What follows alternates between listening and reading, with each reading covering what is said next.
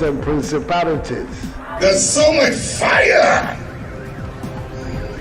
inside me. Tragedy struck when part of the largest hillside at the kosher rubbish dump collapsed. It's going to be fun to see how he goes about approaching this game.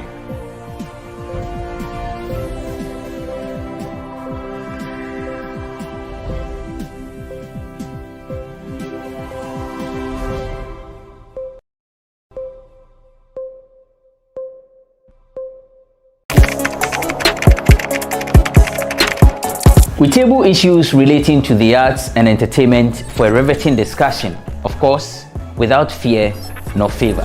The question the presenter asked them was a dumb question. You need to speak the fact and move. Varied views. We agree to disagree. So I would disagree with everything you said. I think that he's a smart guy. I think what he did. No, but I also said he's a smart guy. Yeah. I guess that I'm waiting for the what next. Yeah, I don't think that we have to wait for what next. It sometimes gets confrontational, but that's the beauty of the game. Today you're denying funny face. It's not my brother. Today you're denying funny face. I don't know him. You don't know funny face. It's not my brother. You don't know funny face. It's a package. We meet, we sit, we dialogue, we learn, we progress. My name is Benefo Boabin Abrantepa, a proud blogger, and this is my forum.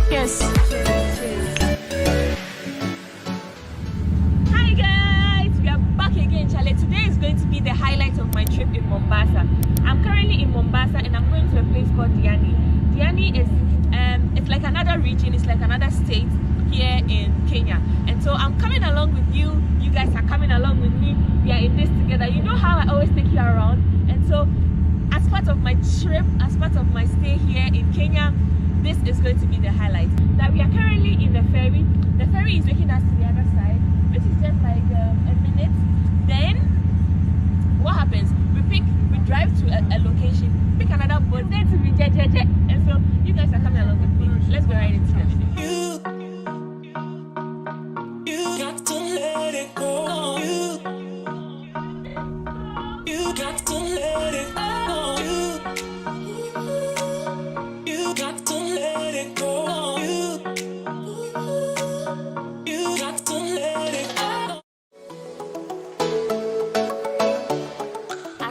my Mombasa experience, I decided to go snorkeling and to see dolphins for the first time.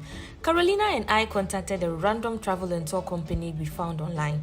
So guys, we made a stop at a place called Charlie Island and we are here to pick some few guests and before we continue our trip. Today is going to be a good day. It's going to be snorkeling, we are going to have dinner on an island, we are going to see dolphins.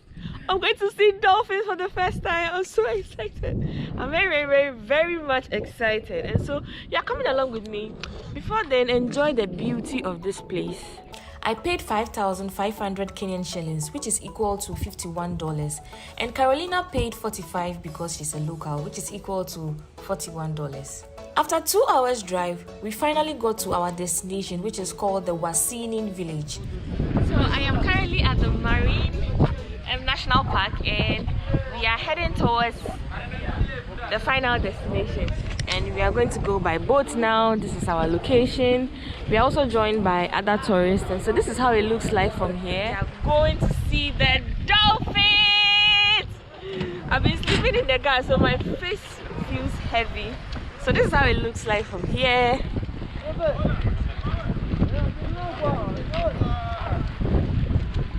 Guys, look at the water. Oh, this is so beautiful out here. This is so beautiful. This is so beautiful. So guys, we have just set off and we're about to go do some snorkeling, see some dolphins hopefully. This is how it looks like from here. Say bye-bye. Say hi. Yeah.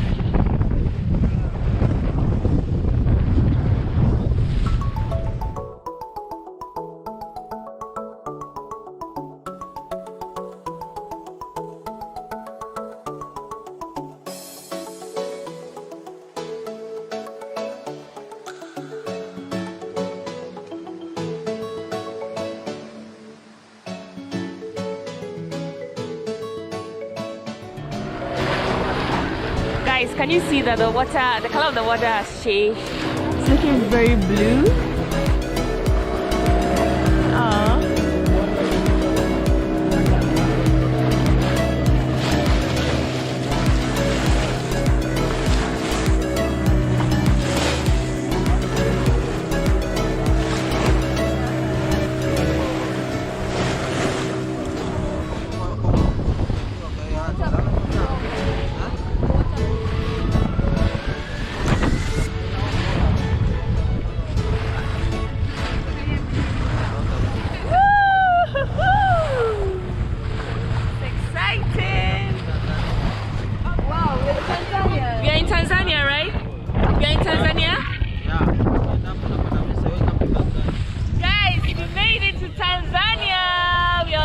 Tanzania. Wow. Guys, if you look ahead, that's Kilulu Mountain, which is located in Tanzania. So when I say I'm in Tanzania, I am in Tanzania. Can you see him? Woo! He's swimming. Look at him here. Oh, nice. So after 1 hour on the boat, we are finally here. So this is where we'll be snorkeling. This is how it looks like from here. Snorkeling. So he's preparing everything. You can see the view. Say hi. Where we are heading to, so by the Kisite Marine Park situation. According to the weather and the tide, I think the boat could reach there because of the way we have. I think you have seen how it is. Then we have decided the anchor here. This part also people do snorkeling. It's part of GhanaWeb. So we do snorkeling here, then we go direct there. Or if you wish, after snorkeling, we stop for a while to see if the wind will be off or the sea will. There's no rocks again. Then we go over there. Or it's the last island in Kenya over there.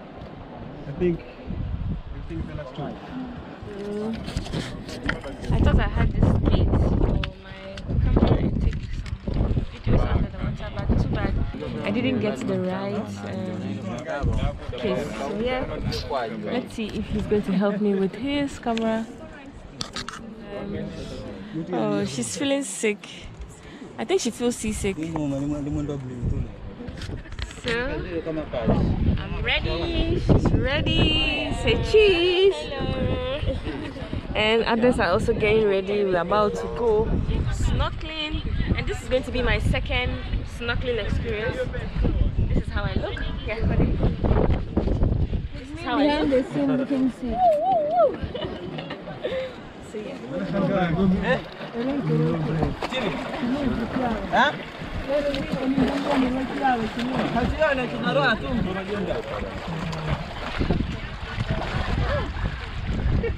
It's so cold. It's cold? Very cold. No. It's fine.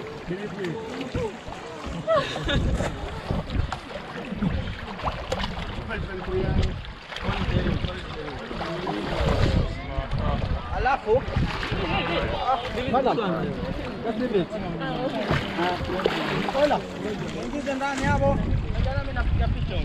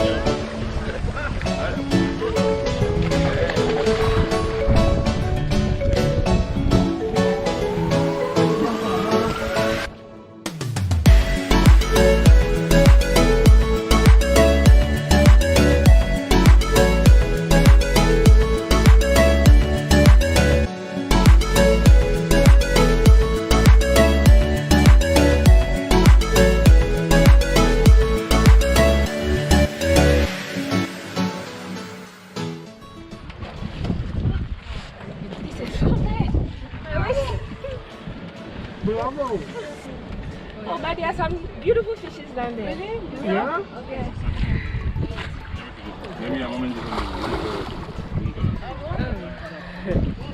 So I just ended my snorkeling experience. It was so beautiful. I saw fishes. It was so beautiful. I mean, like, it was magical. And my friend, yeah, she's still feeling sick. I think you are seasick. Yeah. Yeah, so others just got back. So today isn't really a good day for us because the currents are very, very strong. So we just had to do it here because this is not even the location we're supposed to go snorkeling. So, but I mean, we saw some fishes and that's what matters. And so yeah, we are going to the next location. And he was so helpful to me. Cheers to life. After I had this one.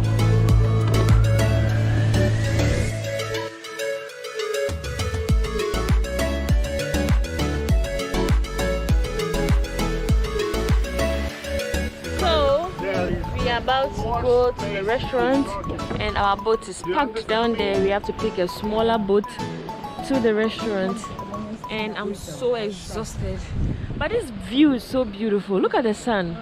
Wow. This is where we are going to be having lunch. Lunch is actually part of the package. So this is the view from here. So beautiful.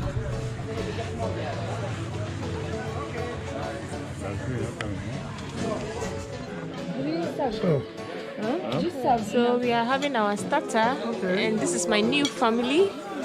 I know, right? Yeah. So I'm going to be trying seaweed for the first time with some chapati. Chapati I've already tried before. Chapati and seaweed.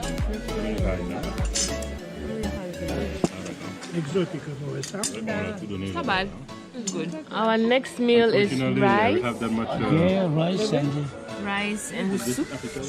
What soup is that? What soup is this? Coconut sauce. Coconut sauce. Okay. So we are going to be having coconut sauce. Yeah.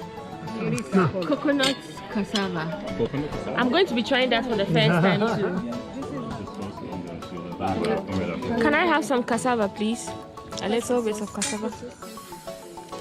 I'm going to be trying coconut cassava. This is how it looks like.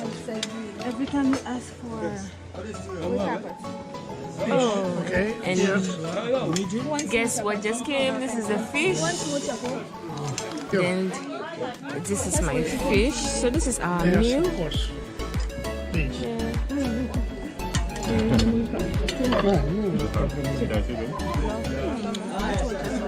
Yeah, you don't know. Because that's what I feel like. Maybe if they see that you are scared, you are panicking, that's when they are like. If you see 16 lions deep, I don't care who you are. And plus, the one of them came in. He just came, like you could tell. That was the maybe they didn't know what. Let me tell you, there. my father used to be a safari guide, safari driver. He used to be because he passed, but. He told me there was this time they were driving on a safari and then they got stuck somewhere. So once they were stuck, they were trying to push it and lions came. And trust me, he's been there for years doing it. They got inside. I mean, it's rather unfortunate we will not get to see the dolphins because today is not a lucky day for us. The dolphins are not moving with their usual routine, and so yeah. Too bad. We are going back to where we came from, and so yeah. We are leaving the restaurant now. It was so bad. Yeah, I could tell you. Cooperation and for having choosing the day to come and stay with us along with Sydney. Hoping that the nature of sea, snorkeling, all right, lunch, we all had a nice day, didn't you? Yeah. So we say we are very sorry for any inconvenience maybe carried out because according to the weather how it was, it's not our fault. This is according to how God has planned.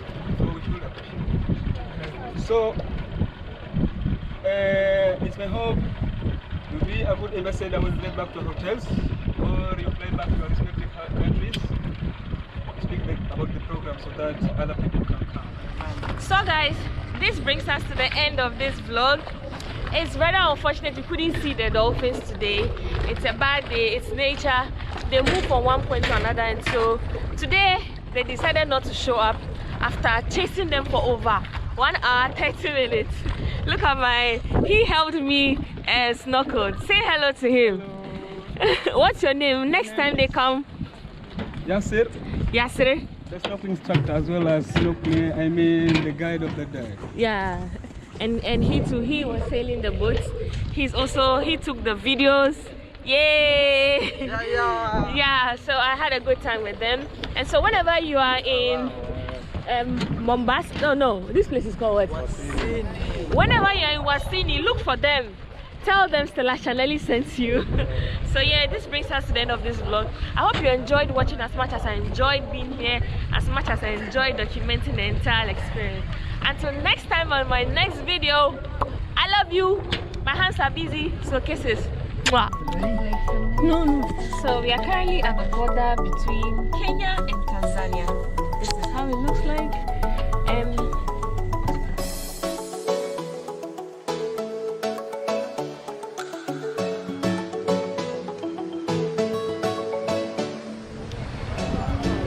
Right close to the border, I bought some local Sprite here, and I found this fruit. Guys, if you know what it is, let me know in the comment section. Oh, it has like some tongues on it. I've never seen some before. If you know what type of fruit it is, let me know in the comment section. What's the name? Finesse. Finesse. Yeah. It's locally called finesse. Passion fruit.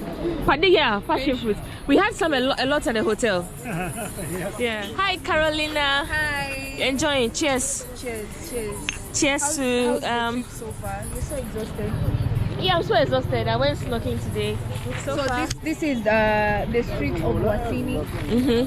So we want to see what's happening here, what activities they have, and then we can go back since we didn't see dolphins sadly. At least this can make us feel better. Yeah, at least the culture of Wasini. To my new friends from Senegal. It was nice meeting you too. See you in Ghana too. Definitely. You have to make it in Ghana. Yeah, you have to come to Senegal. I definitely, I'll contact you, yes. Yeah, contact. All right. Bye. Bye everyone. Bye.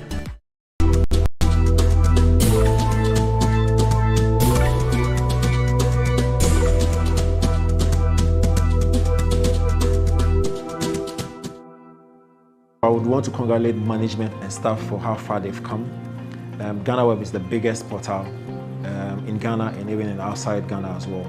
For the people outside Ghana, this is their go-to portal. And anybody outside Ghana will tell you that GhanaWeb is where they get their source of news from. I've had friends who are residing outside Ghana, and anytime there's news about me, and this time it's about me, they hit me up and say, oh, I read this story about you on GhanaWeb, I read this story about you. So it tells me that it is the #1 portal for everybody else, for both of us in Ghana and outside. So I would want to congratulate the management and staff for the work that you've done over the years. And I wish you guys well. I pray for strength, for success, for favor, and for special grace, that you guys will live on to be 50, 70, and 100 years. Congratulations to you guys.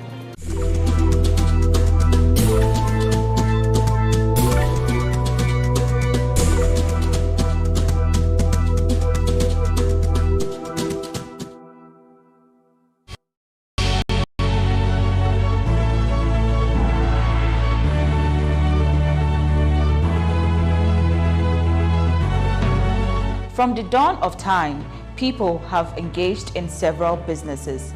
With the onset of technology and innovation, life has relatively been made easier. By using debit or credit cards, mobile banking. Thank you. And your favorite, mobile money?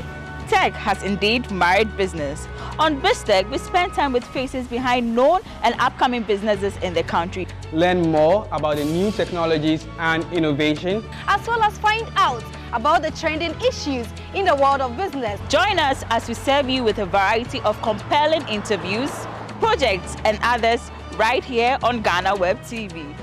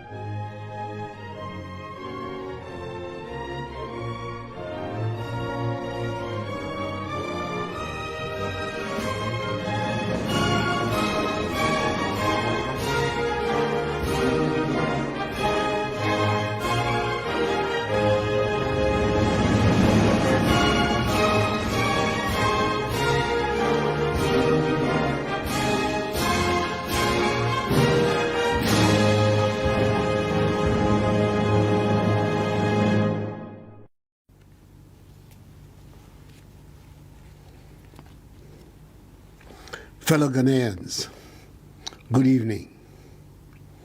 I've not come into your homes for some time because I had hoped that the next time I did so, I'd come to announce that we were ready to lift the restrictions and protocols and put our lives and economy back to normal.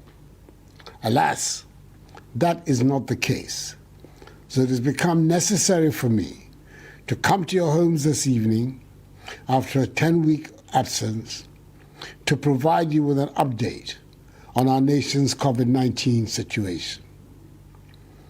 As per data available from the Ghana Health Service, it appears that unfortunately our nation, like many others, is experiencing a third wave of COVID-19 infections.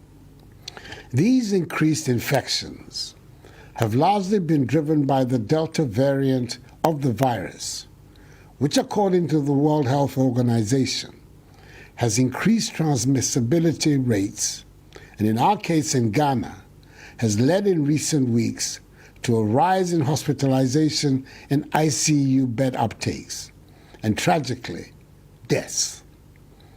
Indeed, in update number 25, the last date I rendered on 16th May, our total active case count stood at 1,314, with our daily infection rate standing at 100. 1,121,168 tests had been conducted, of which 92,460 persons had been infected. 91,000 146 persons had recovered, with a total of 783 deaths. Since that update, the situation improved significantly, whereby in June, our active cases stood at some 1,200. Our daily infection rate fell to 50 cases and recorded 10 deaths in the whole of the month. However, in recent weeks, we've seen a marked increase in the number of cases. As of Friday, 23rd July 2021, 3 weeks later, the Ghana Health Service is now reporting that our total number of active cases stands at 4,521. A total of 1,406,011 tests have been conducted, out of which 102,103 persons have been infected with the virus, and 96,759 persons have recovered. Our daily infection rate for the past week is 350 cases, and sadly, 40 more people have died from COVID-19 over the last 10 weeks, bringing the cumulative number of deaths to 823 deaths since the onset of the pandemic. Greater Accra and Greater Kumasi metropolitan areas remain the hotspots of infections. This entire development is very alarming. Fellow Ghanaians, it is obvious from the data that we've let our guard down, with many going about their daily duties in clear breach of and disregard for the protocols. At a time when the economy is on the rebound and businesses' activities picking up, we must do everything possible to contain this outbreak. We cannot afford to return to the days of partial lockdowns, which brought considerable hardships and difficulties for all of us. You returned me to office in the elections of 7th December with a clear and decisive mandate to protect lives and livelihoods and steer our nation out of the grips of the pandemic and onto a path of sustained economic growth and progress. Fortunately for us, we have tried and tested response protocols, which we have implemented since March of 2020. They've stood us in good stead, and we have no choice but to return to the strict implementation of some of them. It is extremely troubling to note that the high compliance rate with mask wearing has fallen alarmingly. The wearing of masks in public places, fellow Ghanaians, continues to be mandatory. There are no exceptions to this rule, and strict conformity with this protocol will be enforced. Anyone found to be flouting this directive will have him or herself to blame. We cannot afford anyone's recklessness to endanger the lives of the majority of persons in the country. The COVID-19 task force, which I chair, has recommended that a second look be taken of the protocols that have been put in place for social and public gatherings, in particular weddings and funerals across the country. I have in previous updates emphasized the need for the strict observance of safety protocols at all such gatherings. To ensure that such gatherings do not become the sources of infections, the following must be adhered to by all at these gatherings. Firstly, the wearing of masks continues to be mandatory, and persons must respect the enhanced hygiene protocols. Secondly, all such events must be held in open-air spaces. Thirdly, the duration of such events is limited to 2 hours. Fourthly, there must be observance of the 1 meter social distancing rule. And fifthly, handshakes must be avoided. Furthermore, given that people sitting together to eat, drink, laugh, dance, and talk in large gatherings without masks are the riskiest activities for spreading the virus, all post-event receptions, particularly related to weddings and funerals, are banned. I want to reiterate the protocols surrounding activities in churches and mosques remain the same as our protocols in schools. With workplaces currently witnessing a resurgence in COVID-19 infections, it is important that owners and management of businesses and workplaces implement strictly the guidelines on staff management and workplace protocols, such as the use of a shift system and technology, mask wearing, social distancing and hygiene protocols, as was required in the earlier days of the pandemic. Mask wearing in commercial vehicles and in marketplaces continue to be mandatory. The Ghana Health Service has moved to fortify its contact tracing, testing, and treating campaigns, especially across the hotspots of Greater Accra and Greater Kumasi metropolitan areas. COVID-19 treatment centers continue to be resourced with medical supplies, personal protection equipment, and health workers.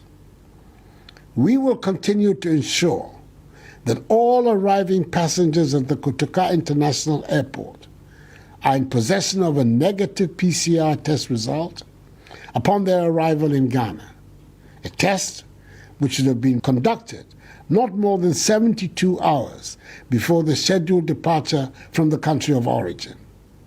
In addition, all passengers will continue to be subjected to a mandatory COVID test on arrival. Fellow Ghanaians, indications are that in the course of this quarter of the year, the availability of vaccines for our country will ramp up.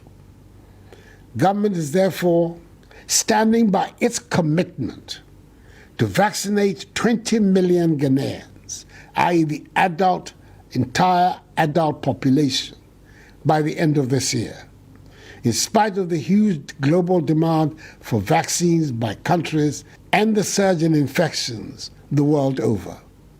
So far, 1,272,393 vaccine doses have been administered, with 865,422 persons having received a single jab, and 405,971 persons have received their full dose of 2 jabs.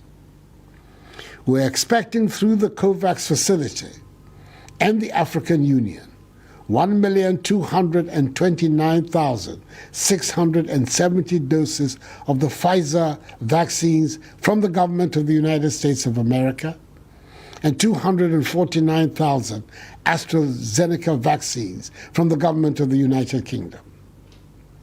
Government is also in the process of procuring 17 million Johnson & Johnson single doses per person vaccines through the African Medium Supply Platform in this quarter. We have, as such, upgraded our national, regional, and district cold chain facilities in order to widen our access to vaccines like Pfizer and Moderna that require minus 70 degrees Celsius cold chains. These include 16 ultra-low cold freezers, 58 units of ultra-low freezers, 50 normal vaccine refrigerators, 300 boxes to be filled with ice packs, 300 ice-packed freezers, 10 cold chain vans, and 120 temperature monitoring devices. These are in addition to the existing zipline cold chain distribution service, for which we're grateful. I thank as well UPS, the American multinational shipping, receiving, and supply chain management company, and Cosmos Energy, the American oil and gas company, for their generous donations towards this development.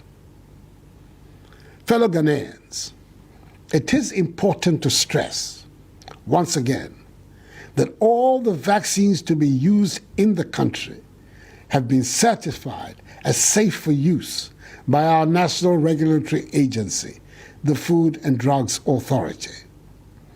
There should therefore be no hesitancy amongst the population who are yet to be vaccinated.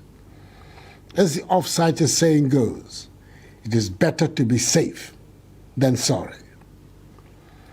The global shortage of vaccines means that we must develop our capacity to produce our own vaccines domestically and reduce our dependence on foreign supplies. We must be self-sufficient in this regard in the future and prepare ourselves better to deal with any such occurrences in the future. To this end, the committee I established under the leadership of the world-renowned Ghanaian scientist, Professor Kwabena Frimpong Boateng, to investigate Ghana's potential as a vaccine manufacturing hub to meet national and regional needs, has presented its preliminary report, which, amongst others, recommends the establishment of a national vaccine institute to spearhead this development. Government is committed to inject seed funding of some 25 million United States dollars this year into this whole enterprise. The institute will be charged with delivering 6 clear mandates. 1, establishing local vaccine manufacturing plants. 2, deepening research and development for vaccines in Ghana.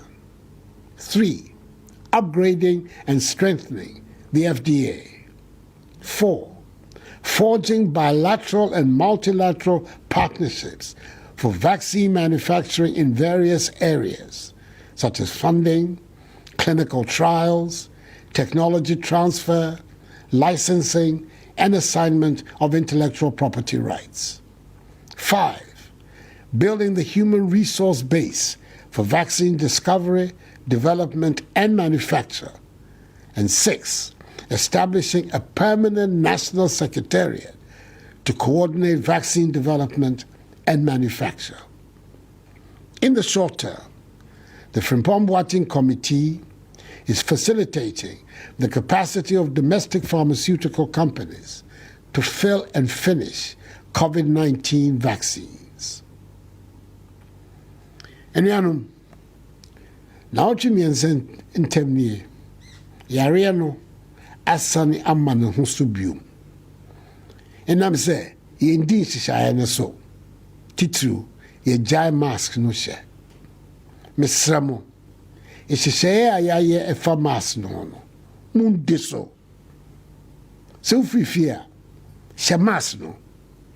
Eno ene bɛbɔ ye ho ban. Na me yetumi apam yare efiri ye mem. Anyame me. Ochie tene. Ila isa ewohe no ekun. Ejake wo ye hela agbeji anoto. Titru mas wo ni panyefai. Gbeji anoto la ke fosi ye mas wo nye yano. Ko sisia wo maske no ni ba buohi ni ba wawo no wo hwe hela keje wo manani. Fellow Ghanaians, we must remember that the virus continues to jeopardize our lives and livelihoods. Without doubt, God has been gracious to us. I appreciate that the wearing of masks is difficult for all of us, but I entreat you to wear the mask. This is what will save us. I ask this evening that we remain steadfast in our adherence to the protocols so we can overcome this third wave of infections. If we do so, we will soon be able to return to our normal way of life. 0 active cases must remain the overarching goal, and I have no doubt that together and with the help of God, this too shall pass, for the battle is still the Lord's. May God bless us all and our homeland Ghana and make her great and strong. I thank you for your attention and good night.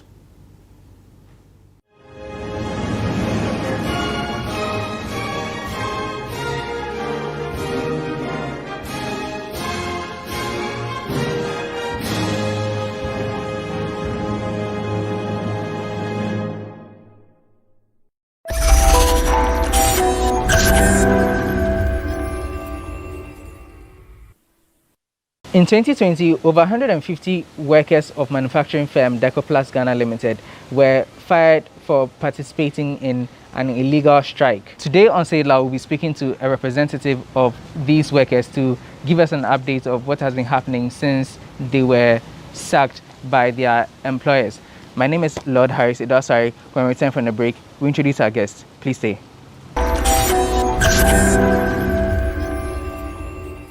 Welcome back. Our guest today is Vincent Ni Ato.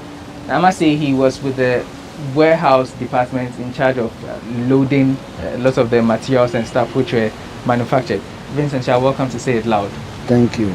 Now tell me, why did 173 workers of Decoplast get fired? I know you Yes. the reports that it was because of the strike. Let me start it from the beginning. Okay. About last year, about 2.5 years now, we are having a bargaining agreement paper. But see, about 2 years, anytime we went for salary increase, the man said there is no money. We can't wait for the hunger. Were you, before were you a contract worker or you were full? I am permanent worker. Permanent worker, okay. Permanent worker, my age for 21 good years. You've been in Decoplast for 21 years? 21 good years. Okay. Still at the warehouse department? No, at first I was at my machine. I was operator. Okay. So after 5 years, they sent me to warehouse. Okay. So I spent my rest of the time at the warehouse. Okay. So last year, the ban is now I'm argument about management in them. What was the negotiation about? I didn't know you wanted to see that money. What was it about? Now about our salary increase for 2 years on 2 year pay me. Okay. You are not increase our salary. So you call the BR now on my asem for. Until one day na boys nibufu we decided and so abonten. It was 23rd March. For 1 day, we were there. We spent like 2-3 hours there. So later, ICU people came, intervened. What exactly do you mean? So until we didn't enter inside. You came to work, but you decided not to work. We decided not to enter inside. Okay. So the management to come and tell us something. So ICU people too heard it. Our local union people too invited the ICU people. Did you give the leadership prior notice if they don't indulge you as far as your pay raise was concerned, we are going to we've been telling them, now you catch wrong, we've been telling them that any tangible reasons we are we are fed up. That particular fateful day, okay. Obi anye bibi. So it wasn't a violence demonstration? No, not violence. Even not more than 2-3 hours. Okay. And I ask you for buy. I ask you for buy no money and management that can and management say. Only problem Monday, Thursday, obe free local union. No need local union for a solve problem. Okay. And now we supposed to go inside. But management catch there. ICU phone said no, almost 3 hours. If we work, you know, we need production. So we should go home and come the following day. So what time do you normally report to work? 6 o'clock. So you got in at 6 o'clock, and the strike, if you can call it the sit-down strike, was for 3 hours. Just 3 hours. So by 9 a.m. you were done. 9:30 to 10. Even they call police to come and guide the factory. So no obeying at all. So you didn't destroy anything? Nothing. Okay. See they are calling. At the chin, you know, the following day when we came, you know, now they have pasted letter on the gate. No permanent should enter inside. They wanted to do the investigation, the sort of the strike, and the police for so on. So we call the ICU. When you call the ICU for Katrasi and Kemoba. So when the ICU came, in fact, Bufu management was what? Yenina and Kolana idea, Amaga Bekasa. Until the following day, you allow them to work. How many of you did not enter the premises on the said 23rd March? How many were you? The 173 workers. Yeah, 173 workers. 173 workers. Okay. The ICU phone by the money they are doing their own investigation. The only directive ICU give us is that anything there will be a young people could be. The young show you do was also a bedroom. Now the uncle we've been coming. Monday, na incident we see here. Tuesday, we came to work. Wednesday, you call Juma. Thursday, you call Juma. That almost my rain inside there. Yeah, throw you ding. You be moved to room. You call no matter even though attendance book no. ADCA. It you far you throw you ding a book so 10 near the ama union members. So at the time that Moko Ejimaba Namun no, were the activities of the company still ongoing? Because Decoplast produces rubber and the like. Oh, the fact of the matter is that now our contract workers, your contract workers about 80. It in the following day, no catch you say engineer bontain or your investigation, no. That day, no for contract workers 50. In addition to the 80. 80, the omu room. Again. The following 3 days, no some for another 50, you know, the room. Making 100. We the permanent workers, they your contract workers are near training over 2 years, 3 years, they know the work. But they are contracts, they are not permanent. Okay. And we the permanent workers no can you go about not just say oh you see contracts for fraud old contracts no the training new contracts no. Okay. But yeah permanent in slow. Until Friday nearby near call Friday evening anything say Omako pasty we the permanent workers 173 workers no ya pasty a deal with a name. First you know almost yes some issue a friend saying query letter my Wednesday no and I friend ICU for ICU for say me and query no almost yes say or make issue query and I say they issued the query but you didn't respond. Yeah, who query almost yes say me query letter do you call the I won't share with for contract workers I won't friend and then query letter do you call the ICU people and ask you for catch say my and query query the mo be query or ye juma no man query no answer no be a wire no one man lockdown one man lockout one lock factory so njira bonten there if an alcohol one man query ti na e feel say I see for a mother union the omo kan etie the I see for quickly no the case ne call labor commission so me mom the call labor commission. Okay. It in Friday no pasty yen nyina yedin wo board no told us she had dismissed us. The Monday I say you follow case, no, and a government man lockdown, 3 weeks lockdown. Now, you ain't me made 2. Or issue your friend is saying, we ID and my contract workers no now is a whole banner police this hour. Who problem, you know. I see a fair IC for them and relax because of Corona and we and relax. How did that make you feel when Friday, Moko Ejima, you saw that your names had been posted on the wall saying you had been dismissed? It was not easy. Trust me. Some of my colleagues have worked 25 years, 26 years. Me, myself, no, may report to 6 o'clock, may report to 10 o'clock. When I came from home and they do any more 10 o'clock, no, I'm upon 6. Now already, no, I see you for a catch and say, young corner, and the following day, near me, Juma. A lot of people so be on crowd no afternoon. And your friend of you said this is the situation. It won't make Juma, I see me and make Juma. It will back. All those people, no, company meaning the motive behind or the young share or be a share inside.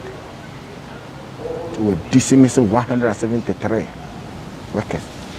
Did you take part in the sit-down demonstration?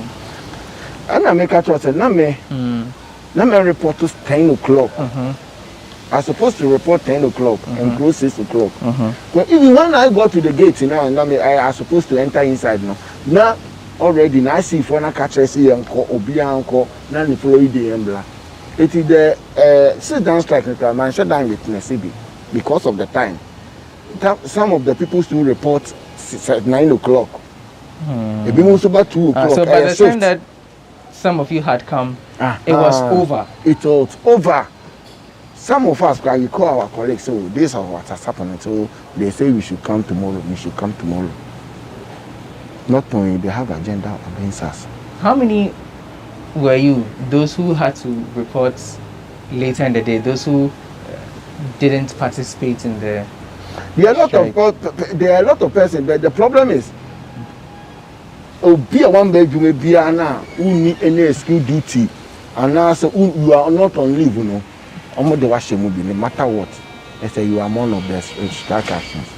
Okay. Okay. Now tell us, what did ICU do about the situation after you reported it to them? When we reported to ICU people, they sent the case to the Labour Commission. But by that time, not Colonna very serious. In the case, they can so till June, and you call now July 7th, you call arbitration. You call arbitration, you will be a cobone in crow. Okay, uncle, you hear from them. So after then, almost 7 members were commissioners, number transfer. Number transfer, no, really, you know. It take almost 3 weeks answer never. Really never, really no. Even before you go ahead and tell me all this, you said that the dismissal letter or notice was served on the Friday, right? And then on the wall, on the wall. So you didn't get any notification. No letter was handed over. No letter. Since no letter, no mail. No letter, no mail. Up to date. Okay. I know the higher, you know. Because when the Labour Commission call we ruling, it can ruling, not ruling, you know.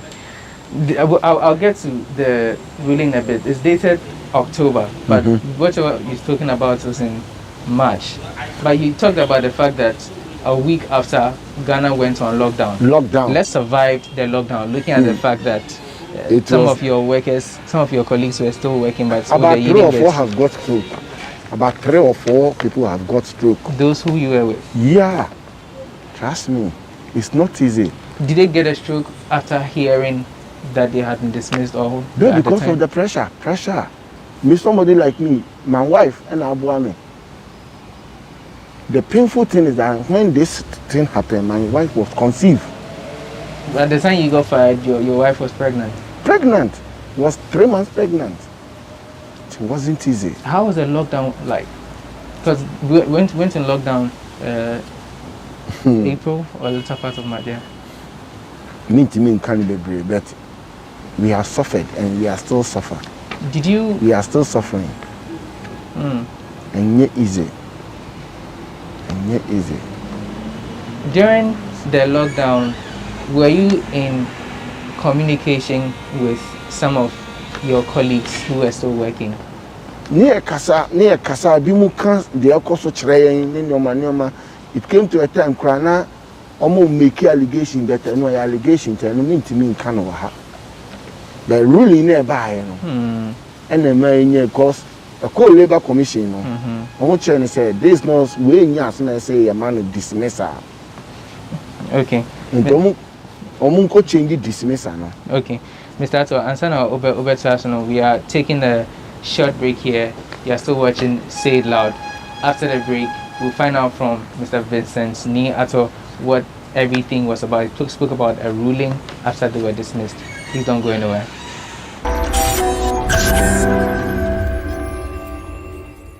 Hi, my name is Nanama McBrown. I'm proud to be part of GhanaWeb Road Safety Campaign. Please, do the right thing. Save a life. Brim.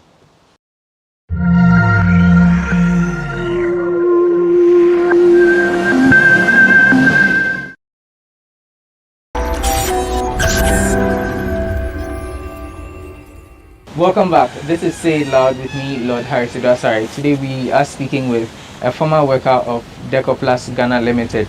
He's one of 173 workers who were sacked in 2020, March 2020, after they were involved in a sit-down strike. We just go ahead with the conversation. Mr. Ato, you were telling us about a ruling. The document is a ruling from the National Labour Commission, and it talks about, so the a bit of it. It says that we refer to the disputing parties' appearance before the Commission on 7th October 2020, at which the above mentioned dispute was heard. Finding, at the end of the hearing, the Commission finds that the complainant's members embarked on an illegal strike. Ruling.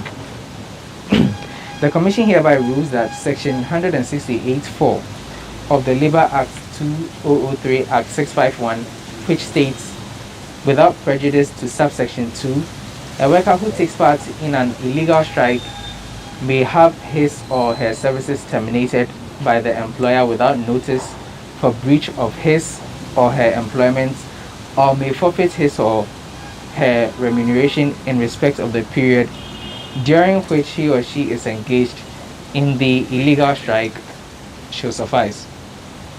And it was signed by a Dr. Bernice A. Welbeck, the Director and Admin HR for the Executive Secretary, and it's dated on October 7th. Yeah.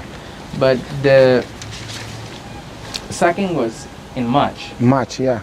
So tell me, between April, right, and September, or April to September, what was happening? The timeline of what happened with the workers who were fired. What was going on? I know it's only goes no. After you were fired, no, you reported a thing to ICU. So ICU was one who was taking it out for you. Were you given a lawyer to represent you? But even before we get to that, who do you admit said Moody fell because what you did was an illegal strike? Oh, say a court in a court. To mean denying court ruling. But to share, we know no any dismissal. And a court nature say illegal puna or no kwaso yeno terminate or so no kwaso any dismissal. I saw any terminated. Or you one day you got the illegal strike or conducted on only that particular 23rd. The only that 23rd depends so you feel a salary. But here's the case I want yes sir. 23rd, you know, I'm young Juma. Or the teeny in fee pay mu. Miss almost 10 days from my salary. And which you know was sunset were dismissing and was why they was say wool in a buy, you know. Then our own friends since October no. Who are coming who and management over friend, the over work catcher and no catching. Or mine a letter on your tree and one see a tiff. So since March or since this ruling came, you haven't heard anything from the management of Decoplast? We haven't heard anything from the management from Decoplast. I see you. Have you attempted to reach them? Yes. On my lawyer, extra letter 2, a command management warning. First one or reply, second one yes one reply. Okay. The ruling here says that your services can be terminated by the employer without notice. But Okachem said you were told that you were dismissed. Did they say your employment was terminated or you were dismissed? I don't know we know the baby boy. I don't know any. Oh, you have the document. Yeah, I have everything here. And only 23rd after demonstration, you know, after strike, you know. On the. The only pasty war, and only or the PWA war, and you let all the man. So this is dismissal. No pasty ye dean way, the name way, or didn't you know board dismissal letter, and I say. Nampacho, be say me busa who dismiss you be crying, I say, oh, terminate to be appointment. Ye pasty or war one.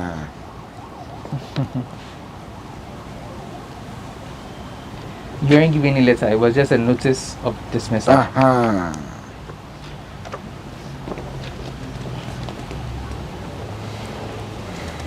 Okay, so I'd like to read a little bit of what the letter which was posted on the premises says. It says on Monday, 23rd March 2020, you organized and or participated in an unlawful and illegal strike. During this unlawful and illegal action, you also prevented some other law-abiding employees from entering the factory to perform their legitimate duties. Is that what happened? You prevented other people from entering? All is lie. Wednesday, the 25th of March 2020, you were issued a query letter as part of the process to investigate the circumstances leading to the illegal and uncalled for action.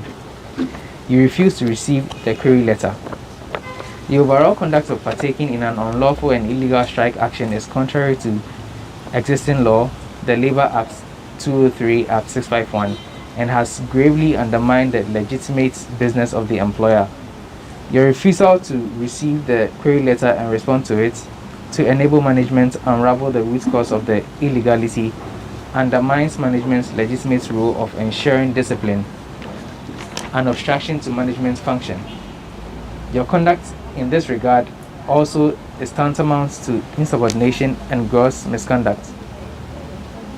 And it continues to say, you are therefore dismissed with immediate effect. And it's signed by the director, and the general manager and HR manager are on copy. Now, I'd like to read something from the Labour Act. So, under remuneration on termination of employment, according to the Labour Act 651/18(1), it says when a contract of employment is terminated in the manner stated in the Section 5. Section 5 talks about the grounds that an employee's employment can be terminated.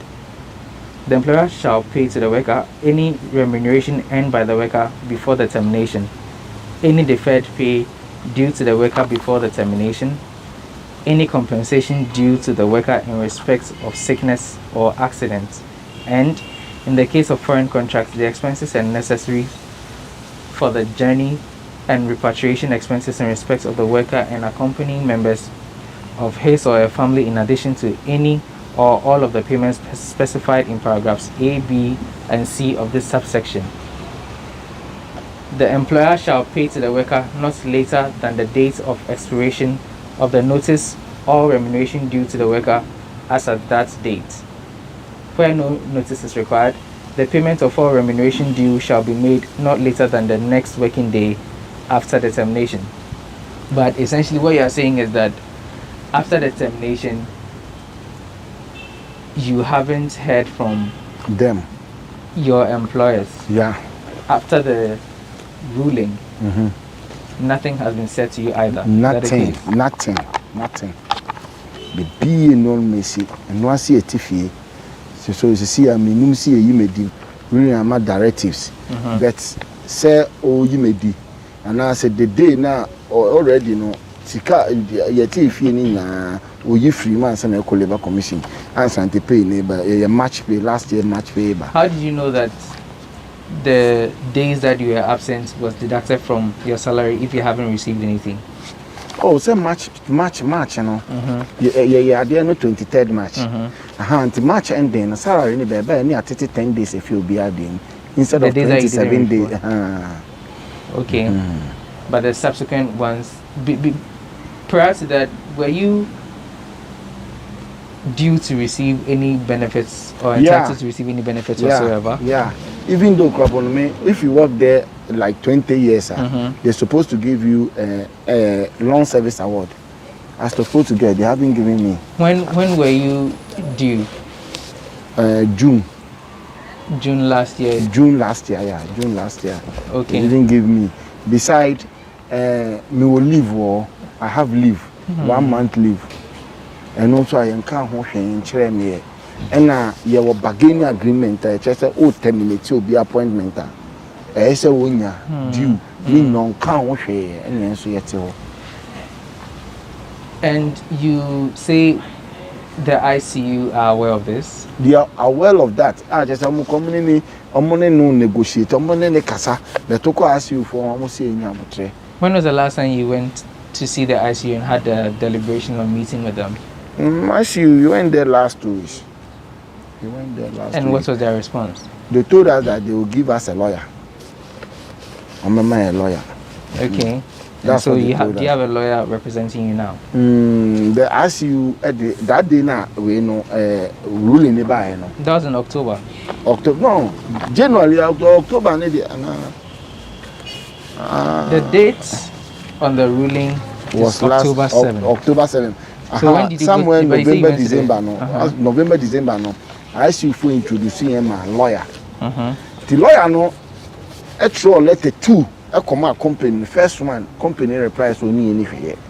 And the second one, the one reply cry. So on no see on and because ruling nearby, and just say dismiss a termination. It will be BS or the may be on fire and when fee no cry. Oh, the thing is, I'm more consultant, no money in the year, Jumano. Or your former ICU General Secretary.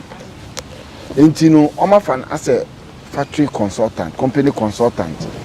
Until or be beer with Jim Momoti, all this plan, company consultant, That's what they are alleging. Allege, yeah. But aside that, what's your next move as far as your interaction with your lawyer is concerned? She said, the other and say, you'll come for. You have a lawyer? You're a lawyer, but ye who near court, they say we are sitting a man for bois. How would the two journal who say, either say ye differ now, see in differ, or say you who say ye go forward and I say ye go back. Me who say ye go and I say ye back. What's your lawyer saying? A lawyer need me colleagues need be a kakuno, and a lawyer can say, or they go court. My old friend, my colleagues need be almost so your call, lawyer and say, or the back court. Sometimes the coroner or owner or the paper natural said, do I prepare be the teaching. They are tired of waiting. So, what's next for the workers now? What are you going to do now? Say, here will come up for here, boafo. He'll be a boy. You any problem? Because you are terminate here, but you are young to me and you any problem. But the to say, yen san can young corner who don't find my no jail coin. May I say, fan quite by a bra. Call baby, you know.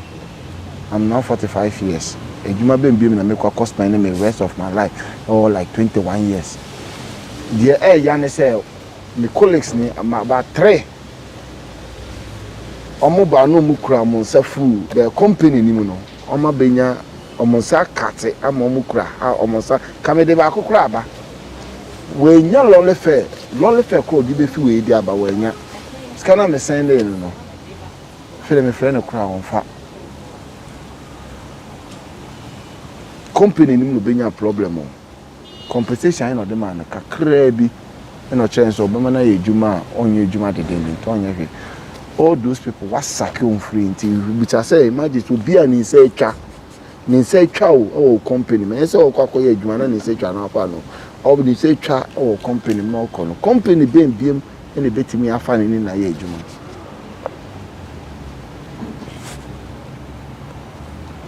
They are a hosempa, Bacote, a blecuma, and a bacon so take us one.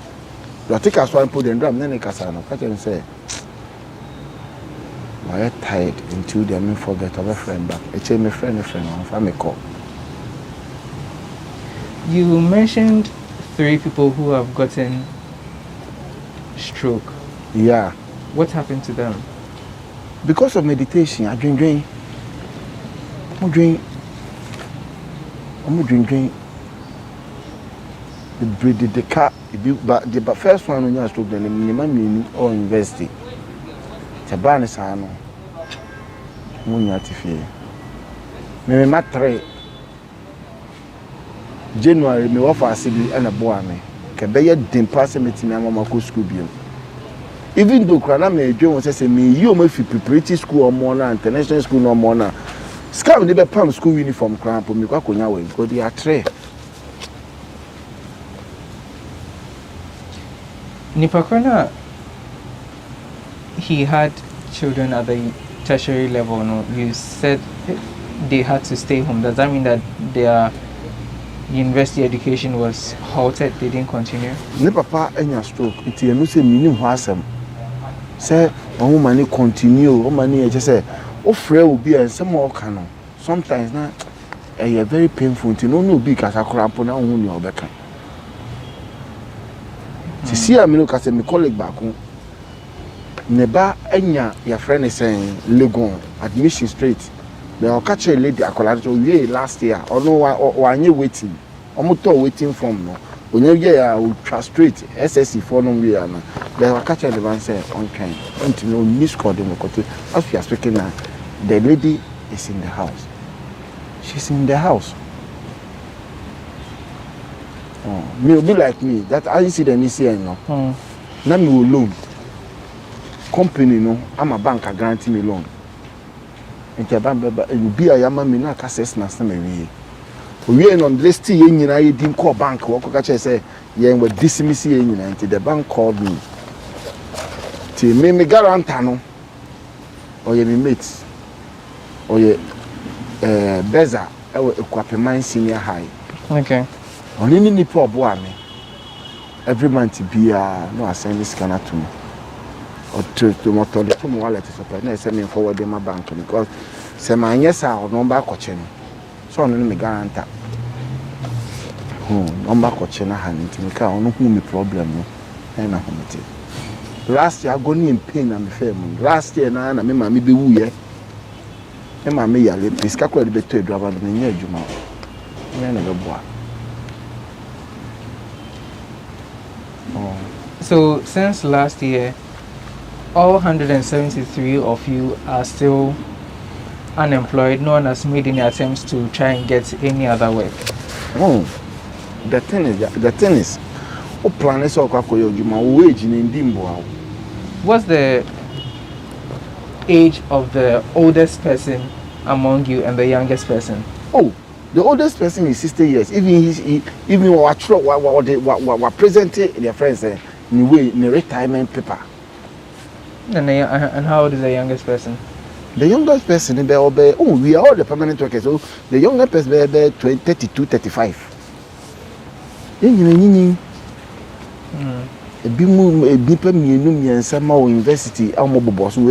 level 300, 200. Madam for Bakoti, I believe pay here.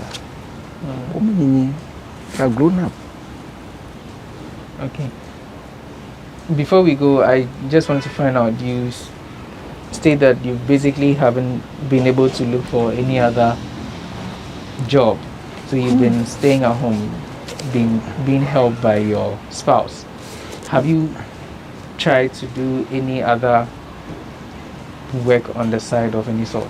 Sometimes me kokoye ejuma kakra baby.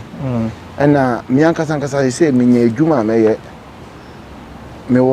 drive me driving pa me licenses. So my start to apply say me driving job will be the support to the family now. So now there ba kon say me gere nso no or ye Caesarea.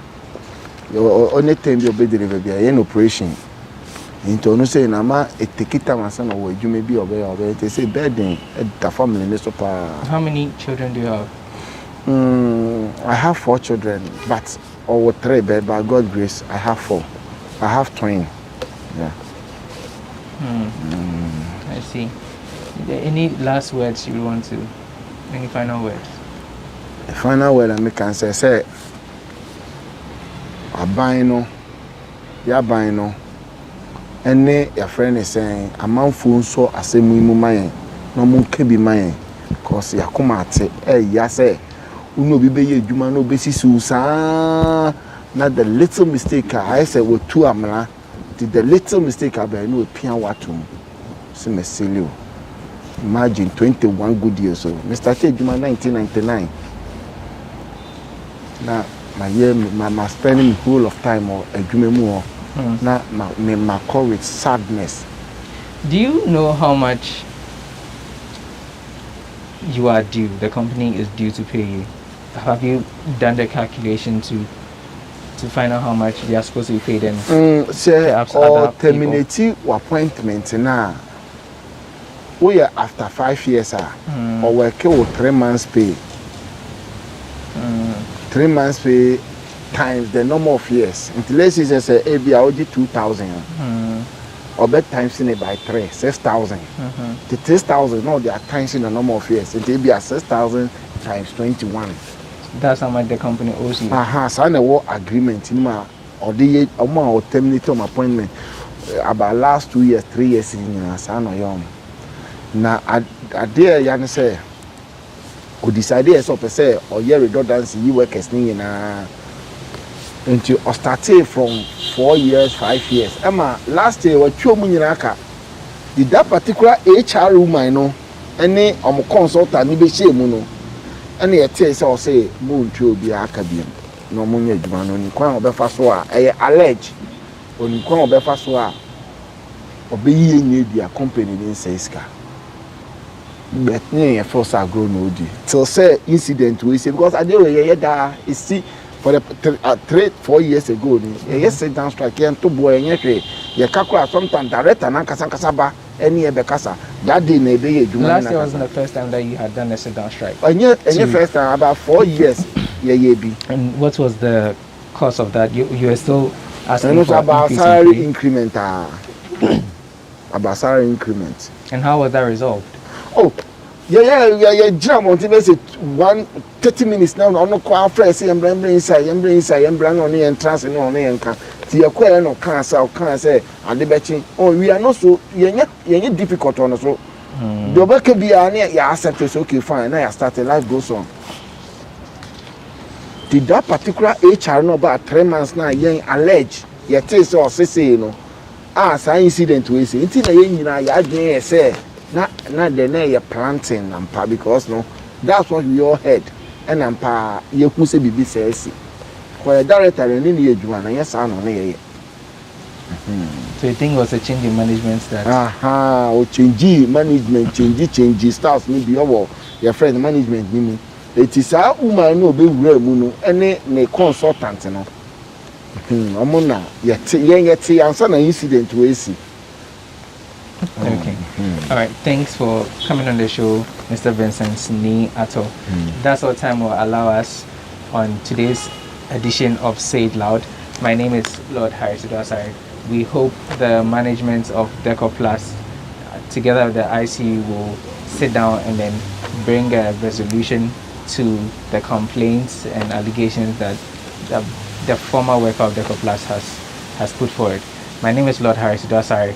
Do join us for our subsequent episodes.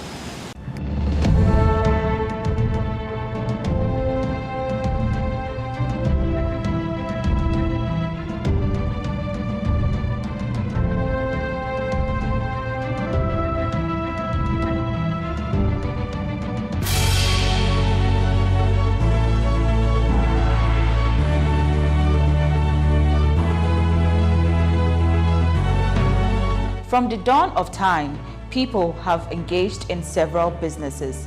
With the onset of technology and innovation, life has relatively been made easier.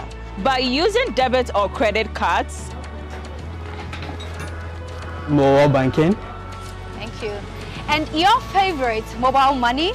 Tech has indeed married business. On BizTech, we spend time with faces behind known and upcoming businesses in the country. Learn more about the new technologies and innovation, as well as find out about the trending issues in the world of business. Join us as we serve you with a variety of compelling interviews, projects, and others right here on GhanaWeb TV.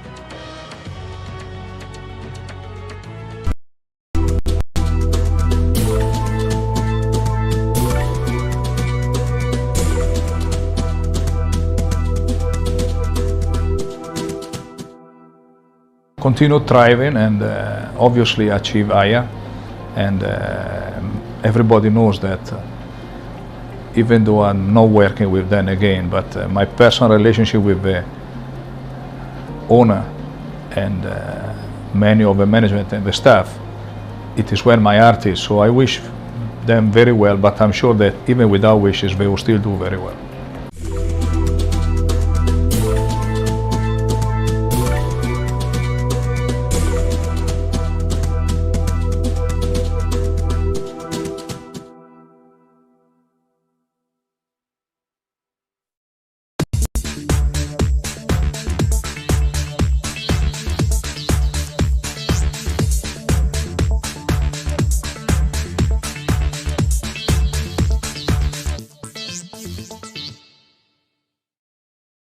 Defender Hassim Musa has been trending after scoring 2 own goals in his side Inter-Allies game against Ashanti Gold at the Lenkley Sports Stadium. His conduct has generated a lot of talk, whilst people think that he should be punished for putting up such an unprofessional behavior.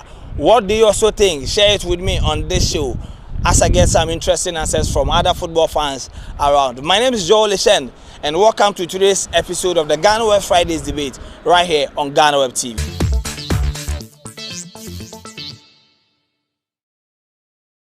So have you heard about the match fixing scandal and allegation going on being speculated in the Ghana Premier League? Yes, I've heard about it. And what do you make about these allegations? Well, to me, the word seems right. It's still allegations until it is proven to be correct. So let's wait for their investigations to end so that we will know. Because at this point, it's still allegations. It has not been finalized, so we don't know the truth yet. But did you see the goals between Inter-Allies and then Ashanti Gold on social media? Yes, that's the 7 minutes. Yes. Does it tell you something that something like that was going on? Oh no, I thought it was what's the name? The final stages of the Ghana Premier League. So I mean, people are relaxed and people also want to rejuvenate themselves. So I didn't really think it was a fixed match at first until I heard the allegations. Yeah, but 2 players scored. 1 player scored 2 own goals, and after the game, he confessed that yes, something like that. He heard something like that was going on. That is why he scored those 2 goals to make sure that it doesn't come on. First of all, do you agree with his approach, or you think you could have choose another alternative? Okay, it was 5-0 at first. Yeah. And then the player came on to score 2 own goals. Yeah. And then in his submission, he was saying that he had that it was supposed to be 5-1. In the first place, why should he even score the first one and think about scoring the second one? This is just basic common sense analysis. You came on, it was 5-0. You could have maintained the 5-0 to the end. No one would have heard about you. But then you came on, then you scored the first one, and then you scored the second one to come and prove that you are a miracle saver. So if you were in his shoe, what would you have done different? Simple. I wouldn't have scored the goal in the first place. The first goal, I wouldn't even have attempted to score the goal in the first place. So yes. Should he be punished? Exactly. He should be punished. Because if you heard it was the bet going on was 5-1. It was 5-0. We came. We are a defender. You could have sustained it and not even score. He's the one who scored. If it was another player who scored for it to be 5-1, I would have understood that okay, he was going to ruin the bet. But then you are the same person who scored and you are the same person saving. So we should see you as a savior or what? No, you should be punished.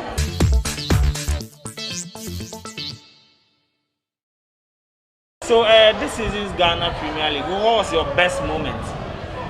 Oh, well, my best moment was the game between Hearts and Asante Kotoko. I mean the second leg. Yes, that was my best game, and then going away with just a goal or something. I mean, something that made the match tough. So because one goal is like you're waiting for a changeover.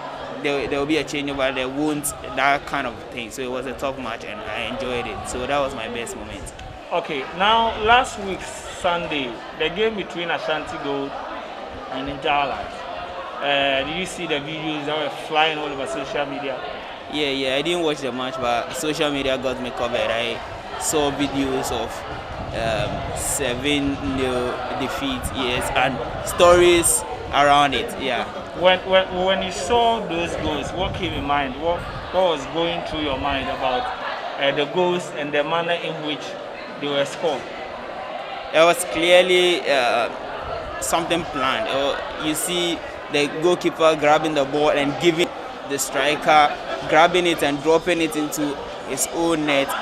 It was clear that it's a fixed match, and it speaks ill of the integrity of Ghana football. I watched it and I realized now we have a long way to go as a football federation. We have a long way to go. So Kurt should sit up and look into issues rather than that we wouldn't go forward in our football journey.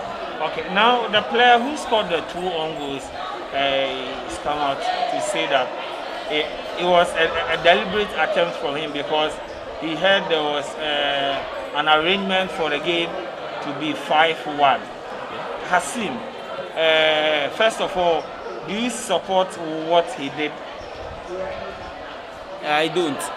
The reason being that no matter what, you don't have to disgrace your own self. If there is anyone outside looking for a defender to employ, I don't think they will come for a defender who will score himself. So you are, and as much as you want to get the game or the planned sport, you are spoiling your own career. So I don't side with him on scoring himself, but in all, it was a deliberate attempt to squash the betting issue, and I think he did what he thought was right. And so he shouldn't be punished. From his interview I listened to, he mentioned that I was rather commended for doing that. So if they agree that it is right for him to have scored the bet, I think it's no. I'm talking about the GFA. Should the GFA punish him?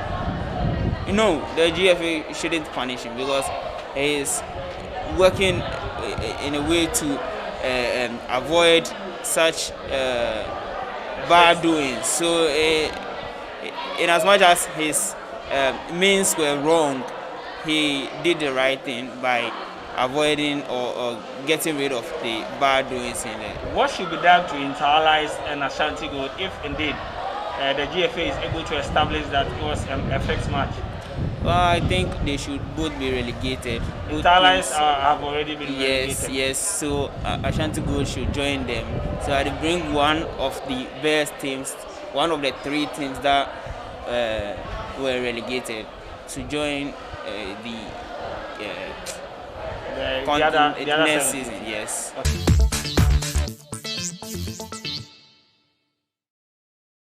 Do you believe that there is match fixing in Ghana football? Yes, there is. Per the commentaries we've all seen on social media and the TV stations, I think there is. It's just unfortunate. It's happening after this country went through what it went through some years ago with our continentality. I thought as a country and as a sports federation, we could learn something from it. It's just that it went the other way again. So you saw the videos going around with the Interlife and the Ashanti Gold game. What do you make about that particular? Did that game confirm your suspicion about betting and match fixing in Ghana football? You know what? It's rather unfortunate, and it's very appalling when some of us saw the videos. Some of us actually thought it was one of their training matches, let alone to come to realize that it was a Ghana Premier League fixture. when you look closely to what happened, it tells you that there is nothing being competition about this our league, because fans do travel all the way from Accra to say the northern region, or say to the Brona Afro region, just to go watch a GPA match, and at the end you are watching an artificial match. I think if fans go through that and go even get to the point of getting accidents, it's in vain, because it's nothing has been sustained from that. So I think my thought on match fixing in this country was verified. Should I say verified or confirmed with that match? It's not unfortunate. It's not good. Now the defender Hasim after the game said that he did score those own goals intentionally because of what he heard before the game. To him, it was supposed to be 5-1. Ashanti Gold will score 5 goals, and then 2-3 minutes or so to the end of the game, they will score an own goal for it to be 5-1. He came on and decided to score 2 own goals to make sure that their plans couldn't materialize. What do you think should be done to Hasim? And first of all, if you were in his shoes, would you have done the same thing or probably gone for a different option? You know what? For a player, for a Ghana Premier League player to do such a thing with the excuse that he had a conversation between some people that their club officials had fixed the match. You know, if you're a player and something like that comes, or you by chance you hear such thing, you just cannot. Powers and principalities. There's so much fire inside me. Tragedy struck when part of the largest hillside at the kosher rubbish dump collapsed. It's going to be fun to see how he goes about approaching this game.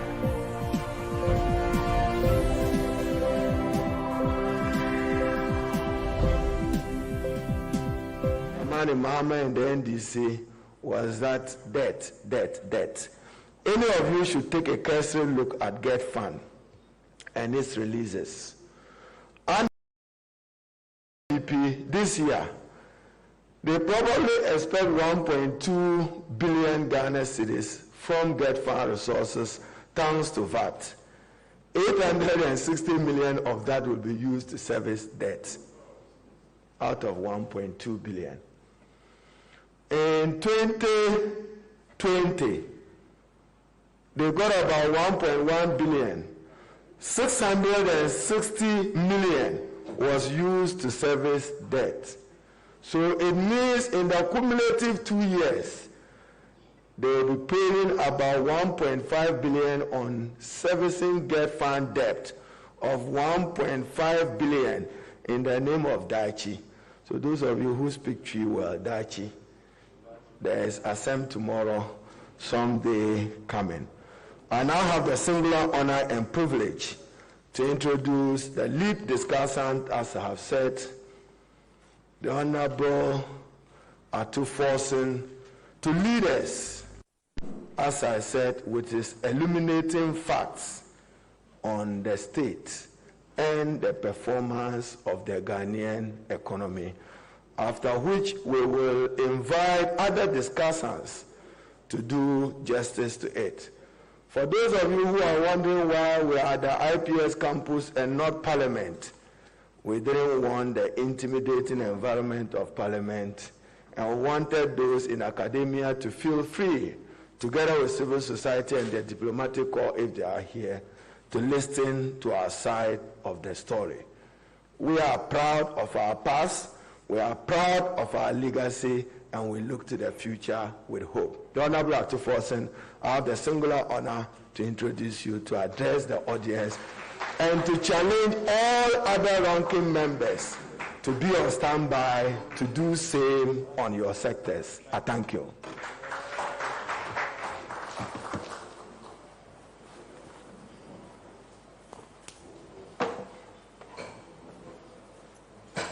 Thank you, Mr. Chairman. I will stand on the existing protocol and to go straight to the presentation for today. But let me start by saying that for the purposes of today's analysis, I will be discussing Ghanaian's economy, but I'll be looking at a case study of Ghana's debt profile and its sustainability for the last 20 years, starting from the year 2000 to the year 2020. So for the purposes of this, it is important for members to recognize the fact that Ghana's public debt as at April is indeed 332.4 billion Ghana cedis. In the first quarter of the year 2021, the MPP administration has added 27 billion Ghana cedis to our public debt. This means that obviously they have approximately 48 months from the time they took office to go, and they've done 3 months, and obviously that has accumulated 27 billion. But sadly, if you were to analyze where we are going, Ghana's public debt by the end of the year 2024 will be 624 billion Ghana cedis. So, Chairman, it is not in dispute that the Ghanaian economy is in its worst shape. In fact, in recent memory, this obviously has resulted in an intense hardships arising from mounting taxes and rampant increases in prices of goods and services. That obviously has led to an elevated cost of living. In fact, the main causes of current hardships are the twin problems of the largest budget deficit, the mother of all fiscal deficit of 15.2% of GDP in recent history, and a choking debt overhang that threatens the stability of the Ghanaian economy. Sadly, instead of confronting the problems head-on, attempts have been made by the President Akufo-Addo and Bawumia government to shift the blame to the COVID-19 pandemic.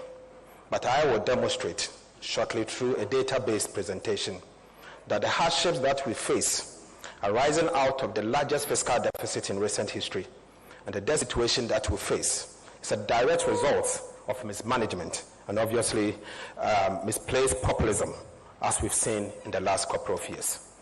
So as part of this presentation, I'll be looking at 4 different segments. To start with, I'll give you a quick preamble and then discuss Ghana's debt profile. I will then move to the ability to pay, the sustainability issues. And then I will tackle Ghana and compare Ghana to that of some selected countries, so we'll be able to see the comparators. And then I will make some conclusion remarks and obviously make some recommendations. And it's my hope that the government, at the end of the day, will listen to our recommendations because it's important that they listen to us. Colleagues, unlike others that claim that there's no need to borrow whilst they were in opposition, and that in fact they have worked in the central bank and they know everything and they believe that the resources are in the country, and obviously when they take office they'll be able to raise the resources to fix the economy. I contend that Ghana, just like any developing economy, is unable to mobilize enough resources to fund its development agenda. In fact, Ghana relies heavily on foreign assistance and borrowings from financial institutions to fund the shortfalls. Borrowings to finance development agenda leads to accumulation of public debt over a period of time. High rate of borrowing, reckless borrowing, can lead to debt overhang and make the economy quite vulnerable. Borrowing to invest in productive venture is not bad because obviously it can spur economic growth. And to start with, to lay ground for a sound economic analysis, I will start with the Ghana's public debt profile. And I will try and move to the board and explain some few things to you. You will notice that starting from year 2000 to the year 2020. Starting from the year 2000 to the year 2020. This is Ghana's debt profile. And what I seek to do here is to actually compare government debt from various governments. So you have 5 governments here. President Kufuor 1, President Kufuor 2, Atamels 1, President Atamels, and you have John Mahama and President Akufo-Addo. Clearly, Ghana's public debt in US dollars. President Kufuor inherited a public debt of $7.1 billion US dollars. At the time he was finishing his first term, this public debt has increased to $8.3 billion US dollars. This means an accumulation of additional $1.1 billion US dollars in public debt over the 4 years. In cedi terms, you see the exchange rate. In cedi terms, he moved it from 4.9 billion to 7.5 billion. So overall, in cedi terms, he increased Ghana's public debt by 2.5 billion.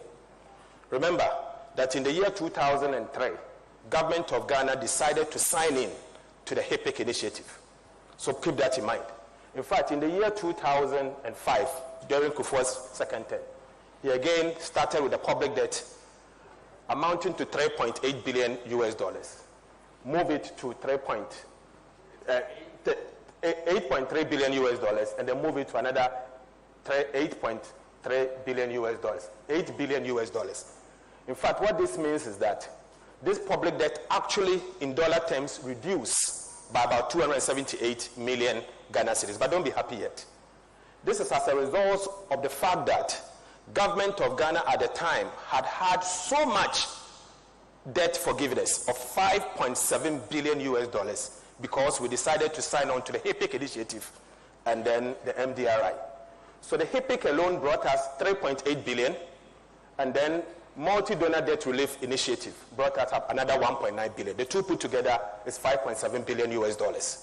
So this 5.7 billion US dollars is the reason why the debt reduced by $278,000 US dollars. In fact, if you were to control for the effect of the HIPIC initiative, Ghana's public debt actually went up by 5.5 billion US dollars. Then comes President Atta Mills. President Atta Mills inherited a public debt of 8 billion US dollars. 8 billion US dollars in dollar terms, and then increased it to 19.1 billion US dollars. This means within the 4 years of President Atta Mills, Ghana's debt was increased by 11.1 billion US dollars. In cedi terms, if you are to look at the exchange rate, it will be 26.2 billion US dollars. Now, President Mahama, in the year 2013, President Mahama first term in office, he took the Ghana's public debt back from 19.1 billion to 28.7 billion, an increase of 9.6 billion US dollars. In fact, if you were to use the exchange rate at the time, because of high exchange rate, this public debt became 84.3 billion Ghana cedis. So President Mahama increased the public debt in dollar terms 9.6, as against President Atta Mills 11.1. Now there comes President Akufo-Addo. President Akufo-Addo inherited a public debt of 28.7 billion Ghana cedis, US dollars, 28.7 billion US dollars. Then within a space of 4 years only, the current administration increased Ghana's public debt to 50.8 billion US dollars. This means an increase by 22 billion US dollars within a space of 4 years. In cedi terms, this amount increased to 171.2 billion US dollars, Ghana cedis. Because what this means is that this 22 billion, if you are to use the exchange rate of 5.7, at the end of December 2020, it becomes 171.2 billion Ghana cedis. In fact, he moved it from 120.3 billion to 291.6 billion. But colleagues, it is important for us to understand that this 191.6 billion excludes the Sino-Hydro loan. It also excludes the energy bond of 8 billion. You recall that recently the IMF had said that they have added the Sino-Hydro loan of about 30 million Ghana cedis and the energy bond of 8 billion to our public debt. So if we are to add it to the 291 billion, then it means that within the first 4 years in office, Ghana's public debt moved to 300 billion Ghana cedis. And this will mean that within 4 years in office, they increased Ghana's public debt to 180 billion Ghana cedis. That's the quantum in which within 4 years they added. Please move on to the next.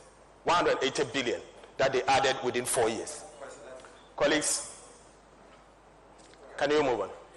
So clearly, you will see the levels of Ghana's debt from President Kufuor to Atamel's John Mahama and where they have. So you see that straight away. And let me say this. So what this means is that within a space of 4 years, in dollar terms, the MPP, the current MPP administration, increased Ghana's public debt. President Kufuor's first term, he increased Ghana's public debt in dollar terms by 50%. One government, 50%. This is President Akufo-Addo's government. Akufo-Addo's first term, he has increased Ghana's public debt in US dollar terms by 50%. In fact, if you were to look at it from the city perspective, then it means that President Akufo-Addo's government added 60% of today's Ghana's public debt. In fact, not today. If you use today, it will be worse. In fact, as at 31st December 2020, the public debt that we had from Kwame Nkrumah to date, since Adam, President Akufo-Addo's government alone added 60% of our public debt. And you can see the evidence. And colleagues, clearly I have not added the Sino-Hydro loans. I have not added the energy bond that they've issued. For the purposes of this agreement, I did not add the two. So if you add these two to it, then the situation is going to be very worse. I mean, very bad. Then I'll move on to the next slide. But oftentimes, impressions are created that your debt itself, the stock, doesn't matter. Yes, the stock matters, but doesn't matter necessarily. What matters is ability to pay. Are you in a position to repay your debt, or you are not in a position to repay your debt? And that is why oftentimes we talk about debt sustainability, how sustainable your debt is.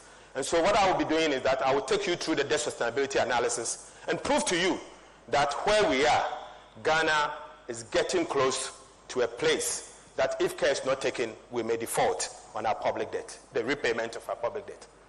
But you see, is it COVID-19 that has caused Ghana's public debt to be at unsustainable levels? The answer is certainly no. And the leader said it. Unfortunately, you will notice that the MPP administration is trying to heap the blame on COVID-19. But what I seek to do here is that I'm going to provide you a careful analysis and a number of key debt sustainability indicators to prove to you that indeed the problem is not COVID-19. The problem started before when COVID-19 actually came in. But colleagues, to start with the debt sustainability issues, let me start with the famous debt, talk about it.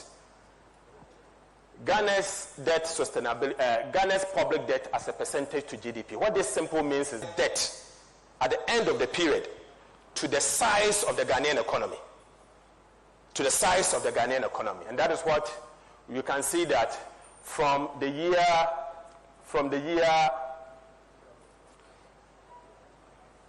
you can see that the person controlling it. From the year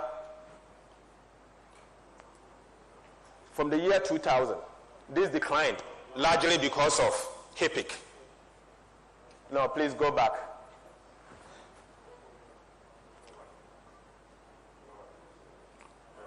Yes. You will notice that Ghana's debt to GDP declined. Ghana's debt to GDP, thank you. Ghana's debt to GDP declined from 2000 to about 2006. And this is largely because of HIPIC. And HIPIC wiped Ghana's debt approximately 100% off. So if you see it declining, it's just because we were lucky, the IMF and the World Bank, together with certain bilateral institutions, decided to forgive Ghana a chunk of about 5.7 billion being public debt that we owe. But this, from 2006, you could see that this debt started going up, improved. By the time, as of 2016, at the time President Mahama and the NDC were exiting office, Ghana's public debt to GDP was 56%. This increased to 76.08% as of December 2020. In fact, this means that within a period of 4 years, the President Akufo-Addo government increased Ghana's public debt by 20% of GDP. 20% of GDP. And you'll see it here, that I'm trying to compare government, and you could see the impact of HIPIC, what HIPIC did. You can see that President Atamel's government increased Ghana's public debt by 15% of GDP. President Mahama's government increased Ghana's public debt by 8.2% of GDP. And President Akufo-Addo's government alone, one government, 4 years, increased Ghana's debt by 20.08% of GDP within a period of 4 years. 4 years. Colleagues, I've always said that you don't use your GDP to repay your debt. You use revenue. And so it is wrong for you to always concentrate on debt to GDP and create impressions that certain countries are doing 120% of GDP, 200% of GDP, and so you can also do the same. Please, the ability to repay is not the same. It is wrong for you to compare Ghana to the advanced countries, UK, Japan, and others. You cannot do that. It is a mismatch. So what I will do here is, first of all, since we will use revenue to repay our debt, I will compare Ghana's public debt to total domestic revenue. Domestic revenue. And this domestic revenue includes tax revenue and non-tax revenue. So you have non-tax revenue such as fees and charges, the IGF that the universities actually rake in, the hospital tolls that you normally get from the hospitals. In fact, the toll fees, if you go to the market at the district assemblies, the market tolls that they get are all part of domestic revenue. All of them. So it is part of fees and charges. They are all part. Every single fee that this economy collects are part of the domestic revenue.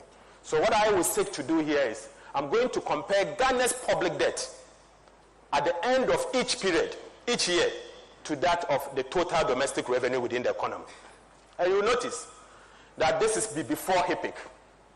Before HIPIC, in the year 2000, at the time, Ghana was using approximately 10 times its total domestic revenue to repay our debt. So what this simply means is that before HIPIC, you could use 10 times your domestic revenue to pay off the entire debt in the economy. At the time President John Mahama was leaving office, we could use 3.8 times our domestic revenue to repay our public debt. 3.8 times our domestic revenue. President Akufo-Addo increased it from 3.8 times to 5.4 times. So it means they need almost 5.5 times the total domestic revenue before they can repay our debt. The situation is getting worse. And you notice that the situation started getting worse before HIPIC. You see? And you notice that the graph started inching up before HIPIC, before COVID-19. So COVID isn't the problem. COVID isn't the problem. The problem here is because of government policies. And that is why it's important for us to point this out. You'll notice once again that obviously some of the domestic revenue, you cannot use it to repay Ghana's public debt because they are encumbered. They are largely encumbered. Encumbered in the sense that if you go to my constituency and my district, the Jumako District Assembly, the tolls that they collect, they retain it because of certain retention policies. They retain it for the development of the local assemblies. In fact, they use some even to pay the people collecting these tolls. You notice that when you go to the universities, the fees that they collect, it is not everything that goes to the center. There is a retention policy. They retain them because some of them they use in paying some part-time lecturers. You will see we are now in UPSA. Most of these facilities that we see, government is not the one that built it. It's the university themselves that have contracted loans and they are using their own IGF to repay this facility. So you cannot include the entire IGF within the economy as part of repaying Ghana's public debt. So what we do is, the right indicator to use is to compare Ghana's public debt to your tax revenue. Because it is your tax revenue that is what you will use in repaying our debt. But sadly, oftentimes in the case of Ghana, we have concentrated on debt to GDP as if you are using your GDP to repay your debt. It is not your GDP that you use to repay your debt. Let me point and say that before HIPIC, you've seen the graph where Ghana was, and then you've seen it where we are today. You notice that we are getting close to where HIPIC was. In fact, public debt to tax ratio increased from 495.7% by end of 2016 to 656% at the end of the year 2020. What this simply means is that at the end of the year 2020, Ghana's total public debt was more than 6.5 times its tax revenue. In fact, you will notice here that in the year 2016, Ghana, our beloved country, needed only approximately 5 times of our tax revenue to repay our debt. This situation got worse to 6.5 times our tax revenue before we can pay our debt. And you can see that it got worse in the year 2019, before COVID-19. So no one can blame COVID-19. And we urge the government to ensure that instead of blaming COVID-19, they should come out with policies that will help us resolve some of these concerns. Again, I will take you to public debt, total external debt to export ratio. Colleagues, you will notice that the debt that we have is segregated into 2 types, external and domestic. We have debt that we contracted, of which we are going to service it with foreign currency, forex. And we have debt that we contracted locally that will service with our cedis. So you want to find out as to whether you are in a position to be able to raise the needed foreign currency to service your external debt. Because certainly you are going to service it with hard-earned foreign currency. So it's not your cedis that you are going to use it to service it. And it has its impact on our balance of payment on our current account. In fact, let me say that in 2013, and even before that, you are only comparing this external debt to that of exports. The exports are the exports that you get from the entire economy. Because at any point in time, you should know the export earnings that you are getting. And to be able to convince yourself that the earnings you are getting is enough for you to be able to repay your debt, external debt, component of the debt. So the export, we all know the export: gold, cocoa, oil, bauxite, manganese, timber, including non-traditional exports like artifact and all of that. They are part of total export revenue. So what I seek to do here now is to compare our Ghana's total public debt to that of external debt to that of our export. And clearly you will notice that in the year 2013, we needed 72.8% of Ghana's exports to be able to repay only the external component of our debt. Only 72.8%. This ratio as of December 2016 increased to 94.6%. So it means as of the year 2016, we needed 94.6% of Ghana's total exports before we can pay only the the external part of our loan.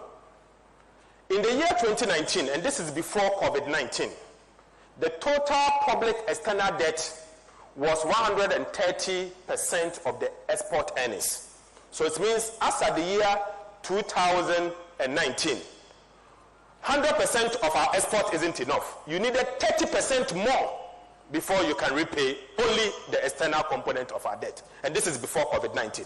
But colleagues, remember, in the year 2016, we used to have only 1 oil well that we export. This suddenly increased to 3. We were only having Jubilee. By the year 2019, we've had 10 and we've had Sankofa. In spite of that, we needed 130% of our export before we can repay only the external part of our debt. The situation actually worsened, deteriorated to 171% by the year 2020, December 2020. That is a big worry. So by the year 2020, we have 3 oil fields, and then you needed 100% isn't enough. You needed 71% more before you can repay only your external portion of Ghana's public debt. Again, I'll now take you to domestic debt to domestic revenue ratio. The first one that I discussed was how we can repay our external portion of the debt. Now let's assess whether we are in a position to repay the domestic part of the debt, the treasury bills that we all buy. Is government in a position to repay? It's important so that government will be able to be at peace, and the Ghanaian investor who invests their money in government treasury bills will also be at peace. And let me show you something. Before HIPIC, our domestic revenue, and I explain what domestic revenue is. All the revenue, tax and non-tax revenue, including court fines and everything, that's the domestic revenue. We needed slightly over 150%. So it means that you need more than 100% of your domestic revenue. In fact, it is 50% more than what you have before you can repay your domestic revenue. And this is before HIPIC. Now I'll show you post-HIPIC where we are. In the year 2013, Ghana's total public domestic debt was 154%.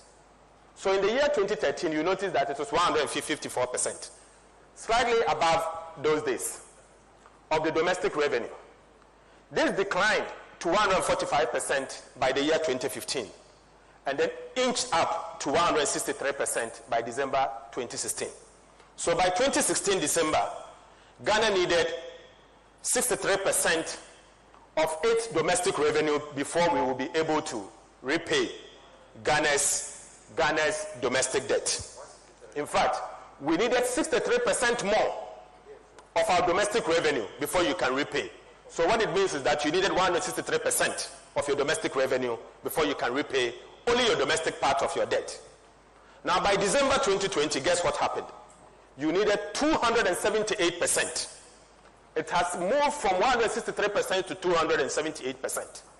So your domestic revenue, you need almost 3 times your domestic revenue before you can repay Ghana's public debt. Not on the entire public debt, the domestic portion of the public debt. And you could see it. Look at the graph. The situation started getting worse in the year 2018. By the time we got to 2019, it's getting worse. And obviously by 2020, we saw what happened. All because of populism. And this is where we are. Honorable members, invited guests, it's also important for us to look at our debt service obligation. Because honestly, when you borrow, you repay. Parliament approves it. It becomes a quasi-statutory obligation on the people of the Republic. And so it's important for us to know what is the debt service obligation on us. And debt service includes paying your interest and amortizing your loan.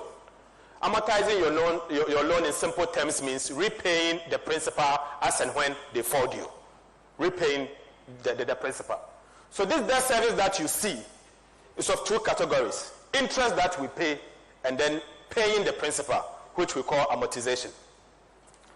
And you will notice that at the end of December 2016, we needed 51.18% of Ghana's domestic revenue to repay or to service our debt, as at the year 2016. 51.18% of Ghana's domestic revenue to service our debt. This increased to 54.22% by the end of December 2019. And the graph will tell you. Look at 2016. It started getting worse here. 54%. And this is before COVID-19. Let me say that this excludes how much we are servicing our debt with our tax revenue. Because obviously, energy bond, we are servicing it with tax revenue. But I've obviously decided to exclude it for the purposes of this argument. Because since government actually decided to exclude it, I am trying to be charitable. I'm going to exclude it as well. And then Sino Hydro loan. So the situation got bad before COVID-19. Then by the time that we got to the year 2020, this increased to 71.71%. 71.71%. So simply put, 72% of Ghana's domestic revenue going into debt service at the end of the year 2020. So we needed 72% of the total domestic revenue, including the university fees, the market tolls, the Kaya tolls, everything put together is what we were going to use to repay Ghana's debt. Obviously, no one can convince me that this is as a result of reckless borrowing. It cannot be anything else. It's because government thought there's an opportunity to borrow, so they decided to borrow. And this is what has actually sent the country to. Then, as I argued earlier on, you don't repay your debt with your domestic revenue. We use it for the purposes of analysis. But in certain countries, the dynamics may be different. In some small islands, small countries, even district assembly tolls are recorded at the center. But in the case of Ghana, we practice decentralization. We have a solid retention policy where government agencies are allowed to retain, in some cases 100% when you go to the courts. I remember Honorable Haruna in those days, between 2015 and 2016, used to talk to me that to allow the judiciary to keep 100% of their fees and charges. And eventually we agreed and allowed them to do that. So it's important to know that that money is not available for you to spend or for you to use in paying your debt. So oftentimes what we do is we use tax revenue. So now I want to look at the debt service. As I said, debt service includes interest and amortization, repayment of your debt. At the end of the year 2016, Ghana's debt service was about 66% of tax revenue. 66%. So we needed 66% of our tax revenue to repay our debt, not only to repay, to service the loan and to repay those that fall due, because it's not all of them that is falling due at a particular point in time. So we use 66%. This ratio worsened to 73% by December 2019. And this is before COVID-19. It further worsened to 87% by December 2020. So simple put, by the end of December 2020, we needed 87% of Ghana's tax revenue, entire tax revenue, to repay, to service our debt, to pay interest, and to amortize our loan. 87%. So simple put, government of Ghana had only 13% of the total tax revenue left for the running of government, to stimulate economic growth, and to do everything else. In fact, government of Ghana had only 13% to do everything else, including the famous bathing in the air. That is what it is. So that is where the situation actually has sent us to. And I will tell you that this is something that we should all be worried about. Ladies and gentlemen, debt service, we want to express how much of our GDP that we use in servicing our debt. To surprise you to know that at the end of December 2013, Ghana's debt service was about 4.2% of our GDP. The ratio increased to 7.5% at the end of December 2016. And the situation worsened before COVID-19 to 8.8% at the end of December 2019. This is just before COVID-19. And further worsened to 10% by the end of December 2020. Simply put, we need 10% of the entire economy, the size of the economy, before we can only service our debt. I will show you the size of the economy we use in building roads or doing capital expenditure, and it will surprise you. There's a big contrast. Big contrast. And this is something that all of us, if you care about this country, you should be worried about. Ladies and gentlemen, I will take you to interest payment. And you agree with me that I said earlier that debt service includes amortization and interest. And obviously, some of the marketable instruments you can refinance as and when they fall due, like Eurobonds, like the treasury bills, as and when they fall due, you can refinance. But obviously, some of the term loans you can't refinance. When it's time you have to repay, you repay because they are not marketable. So I'm trying to concentrate on interest payment, only paying the interest, not servicing the entire debt, paying the interest alone. After December 2013, the interest payment on total public debt was 25% of our domestic revenue. Of our domestic revenue, including every revenue in the country. At the end of December 2020, in fact, at the end of December 2016, it became 36.6%. So we needed 25%. It moved to 36.6%. And under President Akufo-Addo, the situation deteriorated to 46%. 46% of Ghana's domestic revenue was used as interest payment. Only interest payment. The total domestic revenue. 46%. That is what you need. Now compare interest payment to tax revenue. At the end of December 2016, interest payment on total public debt was 47.5% of tax revenue. It increased to 55% at the end of December 2020. At the end of December 2020, more than half of Ghana's total revenue was used to service Ghana's total public debt. So you needed 55%, which is obviously more than half, before you can service our public debt.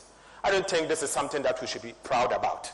But let me ask you, those that seek to compare Ghana's public debt levels as a percentage to GDP, find out from them.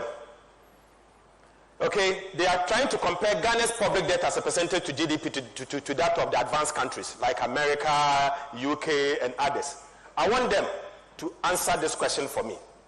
Since Ghana is using approximately 55% of our tax revenue to pay for interest only as at the year 2020, find out from them what is the percentage Japan, United States, UK, and all those advanced countries are using to service their debt.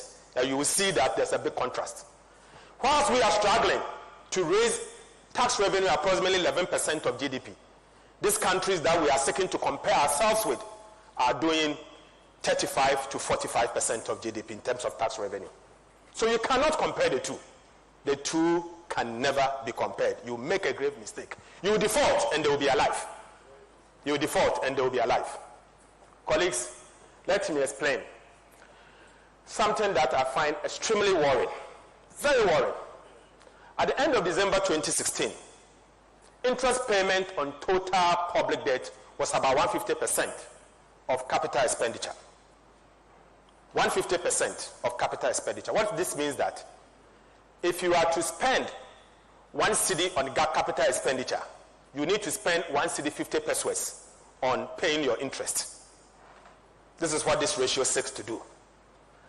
It ballooned to 200% by December 2017. So by the end of December 2017, you needed 2 times the amount you use in servicing your debt. In fact, let me put it this way. If you needed 2 cedis to service your 1 cedi for the purposes of capital expenditure, you needed 2 times that amount before you can service your debt. 2 times that amount, so 200 cedis, 200%. At the end of December 2020, what we saw is that this 200 moved to 203.5%. So you see where the MPP has sent us to. Populism. This is the results of populism. We are spending more on interest payment than even capital expenditure because we are borrowing left, right, and center and consume. Left, right, and center for the purposes of consumption. Colleagues, I'll show you something here. Ghana's recurrent expenditure to GDP ratio and capital expenditure ratio. So you will see this is a very important indicator. What it seeks to do here is to show you that, assuming this is the entire revenue of Ghana, whilst we are spending so much, over 20% of this on recurrent expenditure, we are spending this much on capital expenditure. The situation improved, you could see here. And then by the time we got to 2018, 2019, the situation got worse. They decided to inch up a little bit for a simple reason, because there was election and they had to pay contractors. So they quickly decided to spend a bit more on capital expenditure. But that doesn't mean that's the policy, because the entire 3 years, you could see capital expenditure declining. And then getting to the election, they quickly started paying some contractors little bit and pieces. Even that is not up to the levels of the previous administrations. It is not up to that level. But I want to say that despite having the largest debt accumulation, the Akufo-Addo-Bawumia government has the least capital expenditure as a percentage to GDP. The least. By the end of December 2020, average capital expenditure by the Akufo-Addo government was 2.23% of GDP, compared to President Mohammed's 3.83% of GDP. In fact, the gap between recurrent and capital expenditure to GDP ratio started widening back in the year 2017. And you can see it started widening. It used to be like that, narrow, and it started getting bigger. Before 2017. It got bigger in the 2019, and this is before COVID-19, and got worse in the year 2020. So you could see that they overspent. Not on things that will spur economic growth, no wonder we nearly went to recession, but on chop, what I call consumption. This is where I have a problem. Ladies and gentlemen, I have always said that I've agreed with Maudi Jenayani when he argued back in 1961 that national debt is a burden for the next generation. And this is especially when the debt is used for consumption expenditure instead of capital expenditure. What the MPP is seeking to do now, they are actually giving all of us, our kids, our next generation, a burden of carrying public debt, a debt that if we are not careful, we cannot repay. So I want to submit that everyone else borrows, but please borrow smartly. Borrow not for chop, but borrow for things that can repay for itself. Even advanced countries borrow. But when they borrow, they do infrastructure. They do things that can repay for itself. They don't borrow for chop. And it's important we make that point. And you can see that the average recurrent expenditure is widening under President Akufo-Addo. Ladies and gentlemen, since I've talked about the sustainability issues, it is clear that we are almost at the HIPIC era. And you can see clearly that before HIPIC, this is where we are, we've passed HIPIC, where we are. You can see that this is where we are before HIPIC, we've passed it already. You can see that this is where we are before HIPIC, we have passed it already. And you can see this is where we are and we've passed it already. You can also see that this is where we are before HIPIC and we are almost there. Colleagues, this is where we are before HIPIC and we've passed it already. Ladies and gentlemen, it is also important for us to understand that debt service to domestic debt ratio, the domestic revenue ratio, this is where we are before HIPIC and we have passed it already. Let no one deceive you that debt to GDP is the only indicator to find out whether you are in a position to repay your debt or not. There are others, and that is what we should pay attention to. Ghana is struggling, and we are struggling, and if all of us don't rise up and speak out, there will be a disaster that will affect not only one government, but all of us together. It's important. Ladies and gentlemen, I will now compare Ghana to some selected countries. Compare Ghana to some selected countries. Among 22 countries, comparators, and I will show you the countries that I'm comparing with. As at December 2020, Ghana has the highest fiscal deficit of almost 16%. Almost 16%. We are not the only one that we saw HIPIC, are we? COVID. We are not the only one that we saw COVID. We have neighbors, Ivory Coast, there's Nigeria, big brother around us, there's Togo, there's a lot more countries in the sub-Saharan African region that also saw COVID-19. In fact, COVID was not an epidemic that was meant to be seen by a country. It was a pandemic. So most other countries saw it. And so let's compare. If you hide behind COVID, let's compare what others also did in terms of debt, fiscal deficit at that period. So Ghana, we saw it's almost 16%. Ghana happens to be the 14th in terms of tax revenue as a percentage of GDP. You are doing 11.7% tax revenue as a percentage to GDP. And you are comparing yourself to countries that are doing 40%. What sort of comparison is this? You can't compare the two. You have to compare apples with apples. You don't compare apples with oranges or bananas. You make mistakes. Honestly, in terms of credit rating, we are the 15th. Okay, 9th among 15 countries. And the ratio obviously shows that Ghana's public debt is in an unsustainable trajectory. Unsustainable trajectory.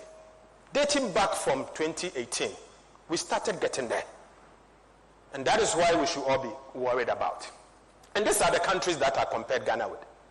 Benin, Burkina Faso, Cape Verde, Cote d'Ivoire, Gambia, Guinea, Guinea-Bissau, Liberia, Mali, Niger, Nigeria, Senegal, Sierra Leone, Togo, Angola, Cameroon, Gabon, Kenya, Rwanda, Uganda, and Zambia. All of these countries saw COVID-19, isn't it?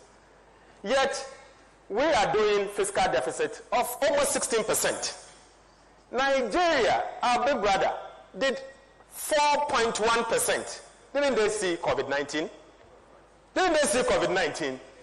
I mean, look at Kenya, 8.4%. Let's look at Cote d'Ivoire, 5.9% fiscal deficit. So why is it that Ghana is a complete outlier?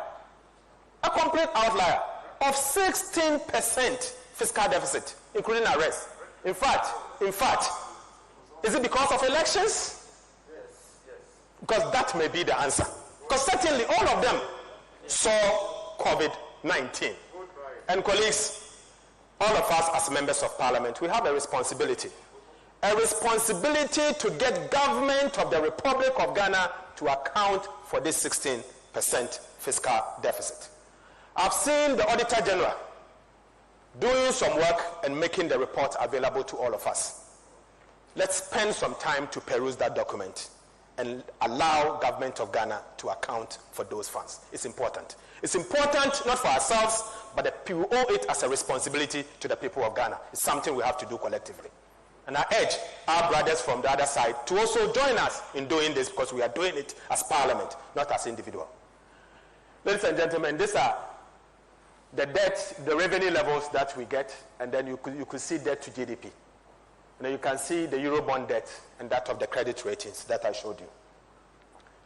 Now I will do another comparative analysis. Among 20 comparators, 20 countries, sub-Saharan African countries. So I'm not comparing us to countries that are out of bounds. Sub-Saharan African countries. I submit that these are countries that are active in the Eurobond market. Countries that goes out there to borrow public debt from the Eurobond market. And to surprise you that Ghana, so far, as at 2021, the amount of Eurobond that we owe is $13.2 billion. The amount of money we owe, the Eurobond alone, is $13.2 billion US. And it happens to be the third largest among the 20 countries. But you see, it will surprise you also to know that Ghana's outstanding Eurobond as a percentage to GDP is 17.8% of GDP, which is the highest among all the 20 countries. The highest among all the 20 countries. Because you see, and I'll show you the graph here. Look at this. So Egypt has an outstanding Eurobond of $37.5 billion. Their debt stock, as long as Eurobond is concerned, is $37.5 billion. South Africa has $20.6 billion US. Ghana has $13.2 billion US, and it follows. Ivory Coast 9.4, Nigeria 10.7, and it follows all the way to Seychelles. But let me tell you something. Egypt and South Africa has a bigger economy than that of Ghana.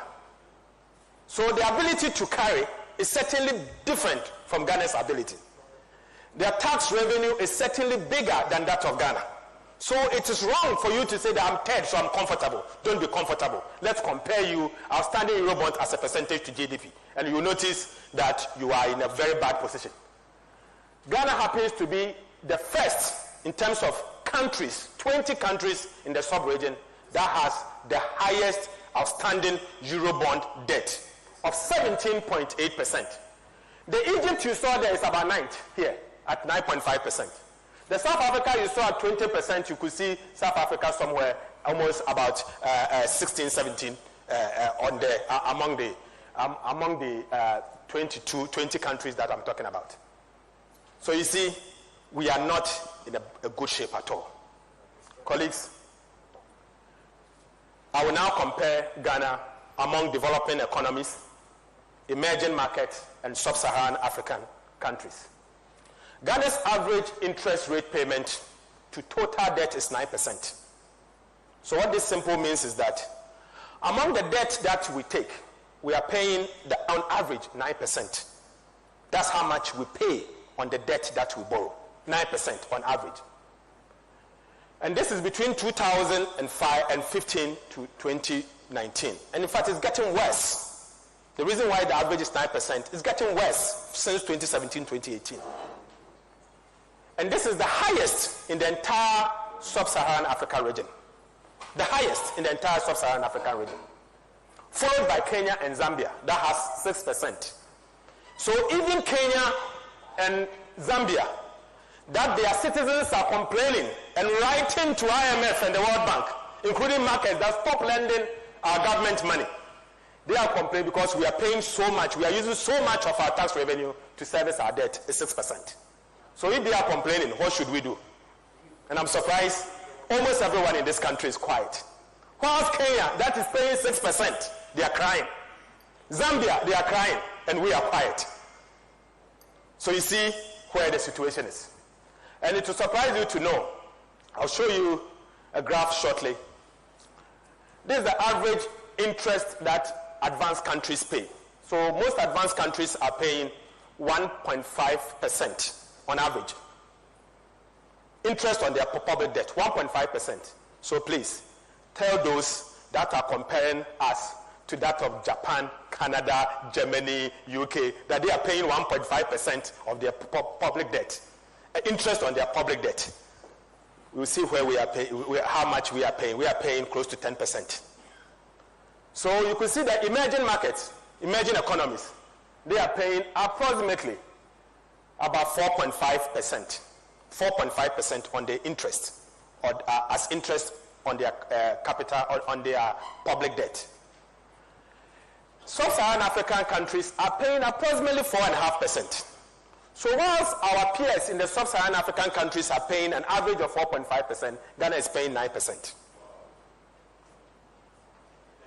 This is because we are borrowing too much. And I itch. And it's worrying. So investors think that, oh, as for Ghana, because they will always borrow, let's hip it. So monies that we could use in removing schools and the trees, we are using it to service our debt.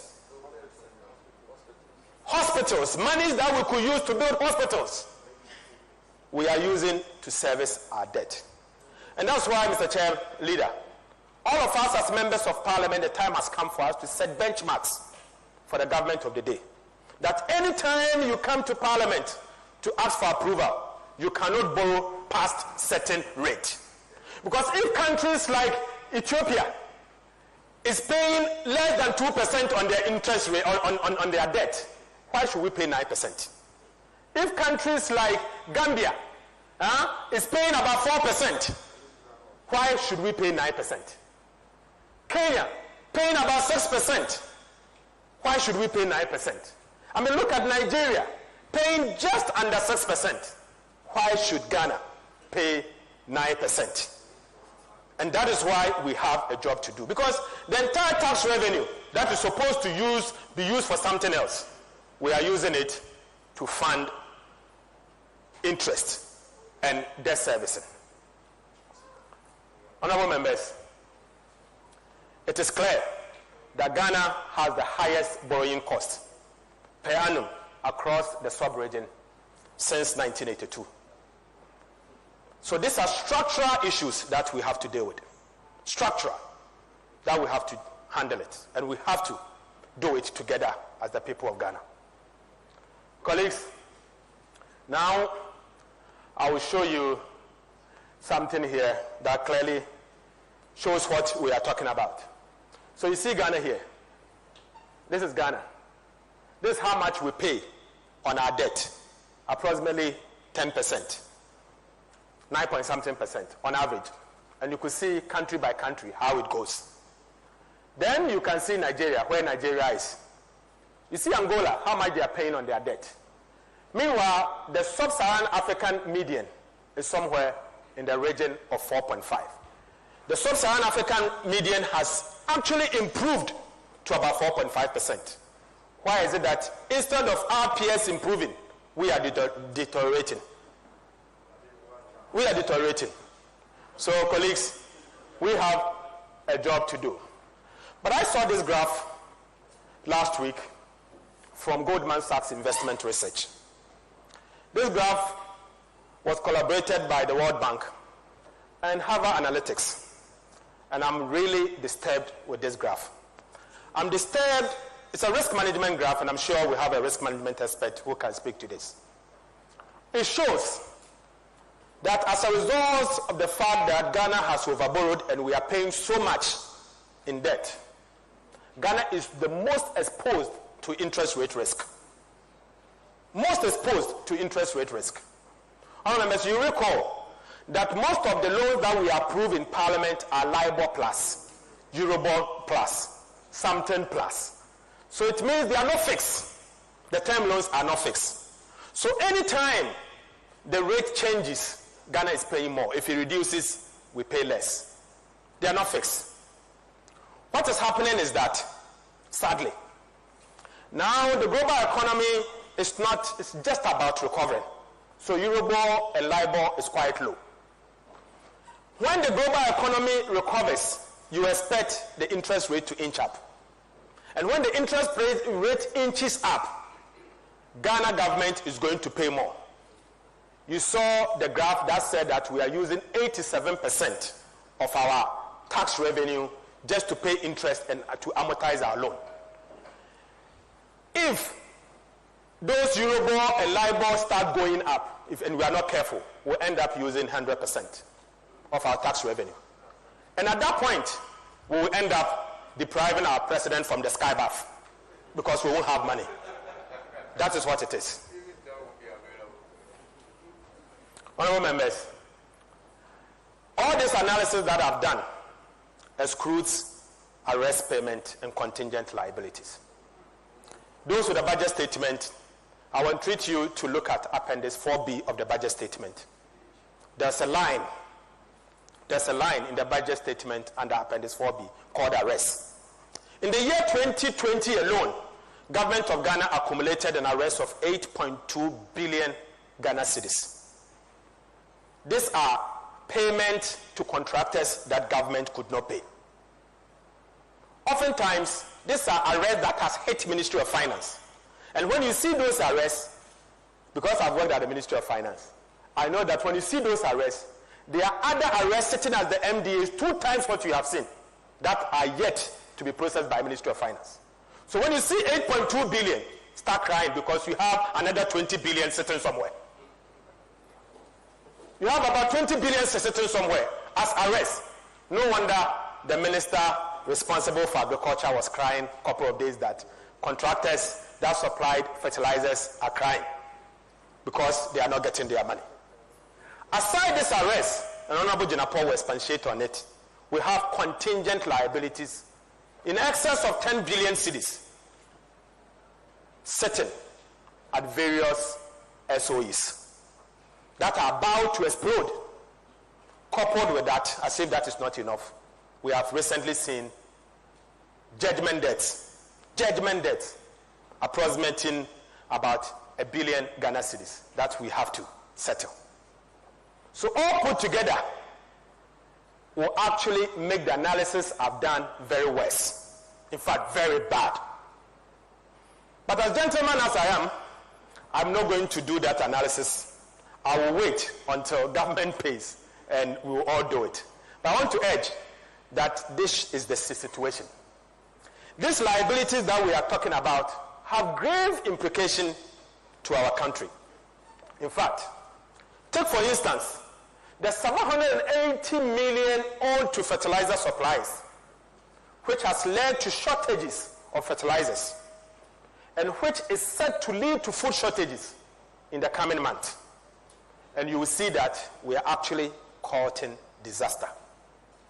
Contractors who have executed several contracts in the economy are facing a dire financial problems due to non-payment of their invoices.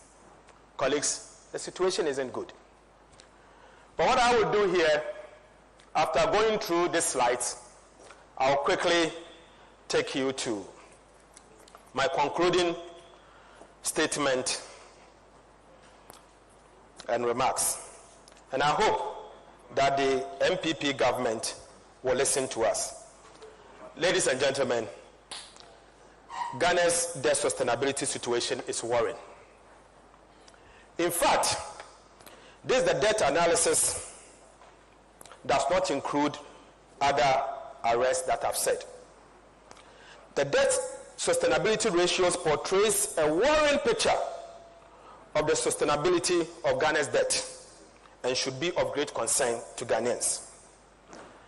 The IMF debt sustainability analysis, the DSA, in the year 2019, and this is before COVID-19, put Ghana at a higher risk of debt distress, and this is before COVID-19. This is before COVID-19. The situation by the end of the year 2020 certainly will worsen, but my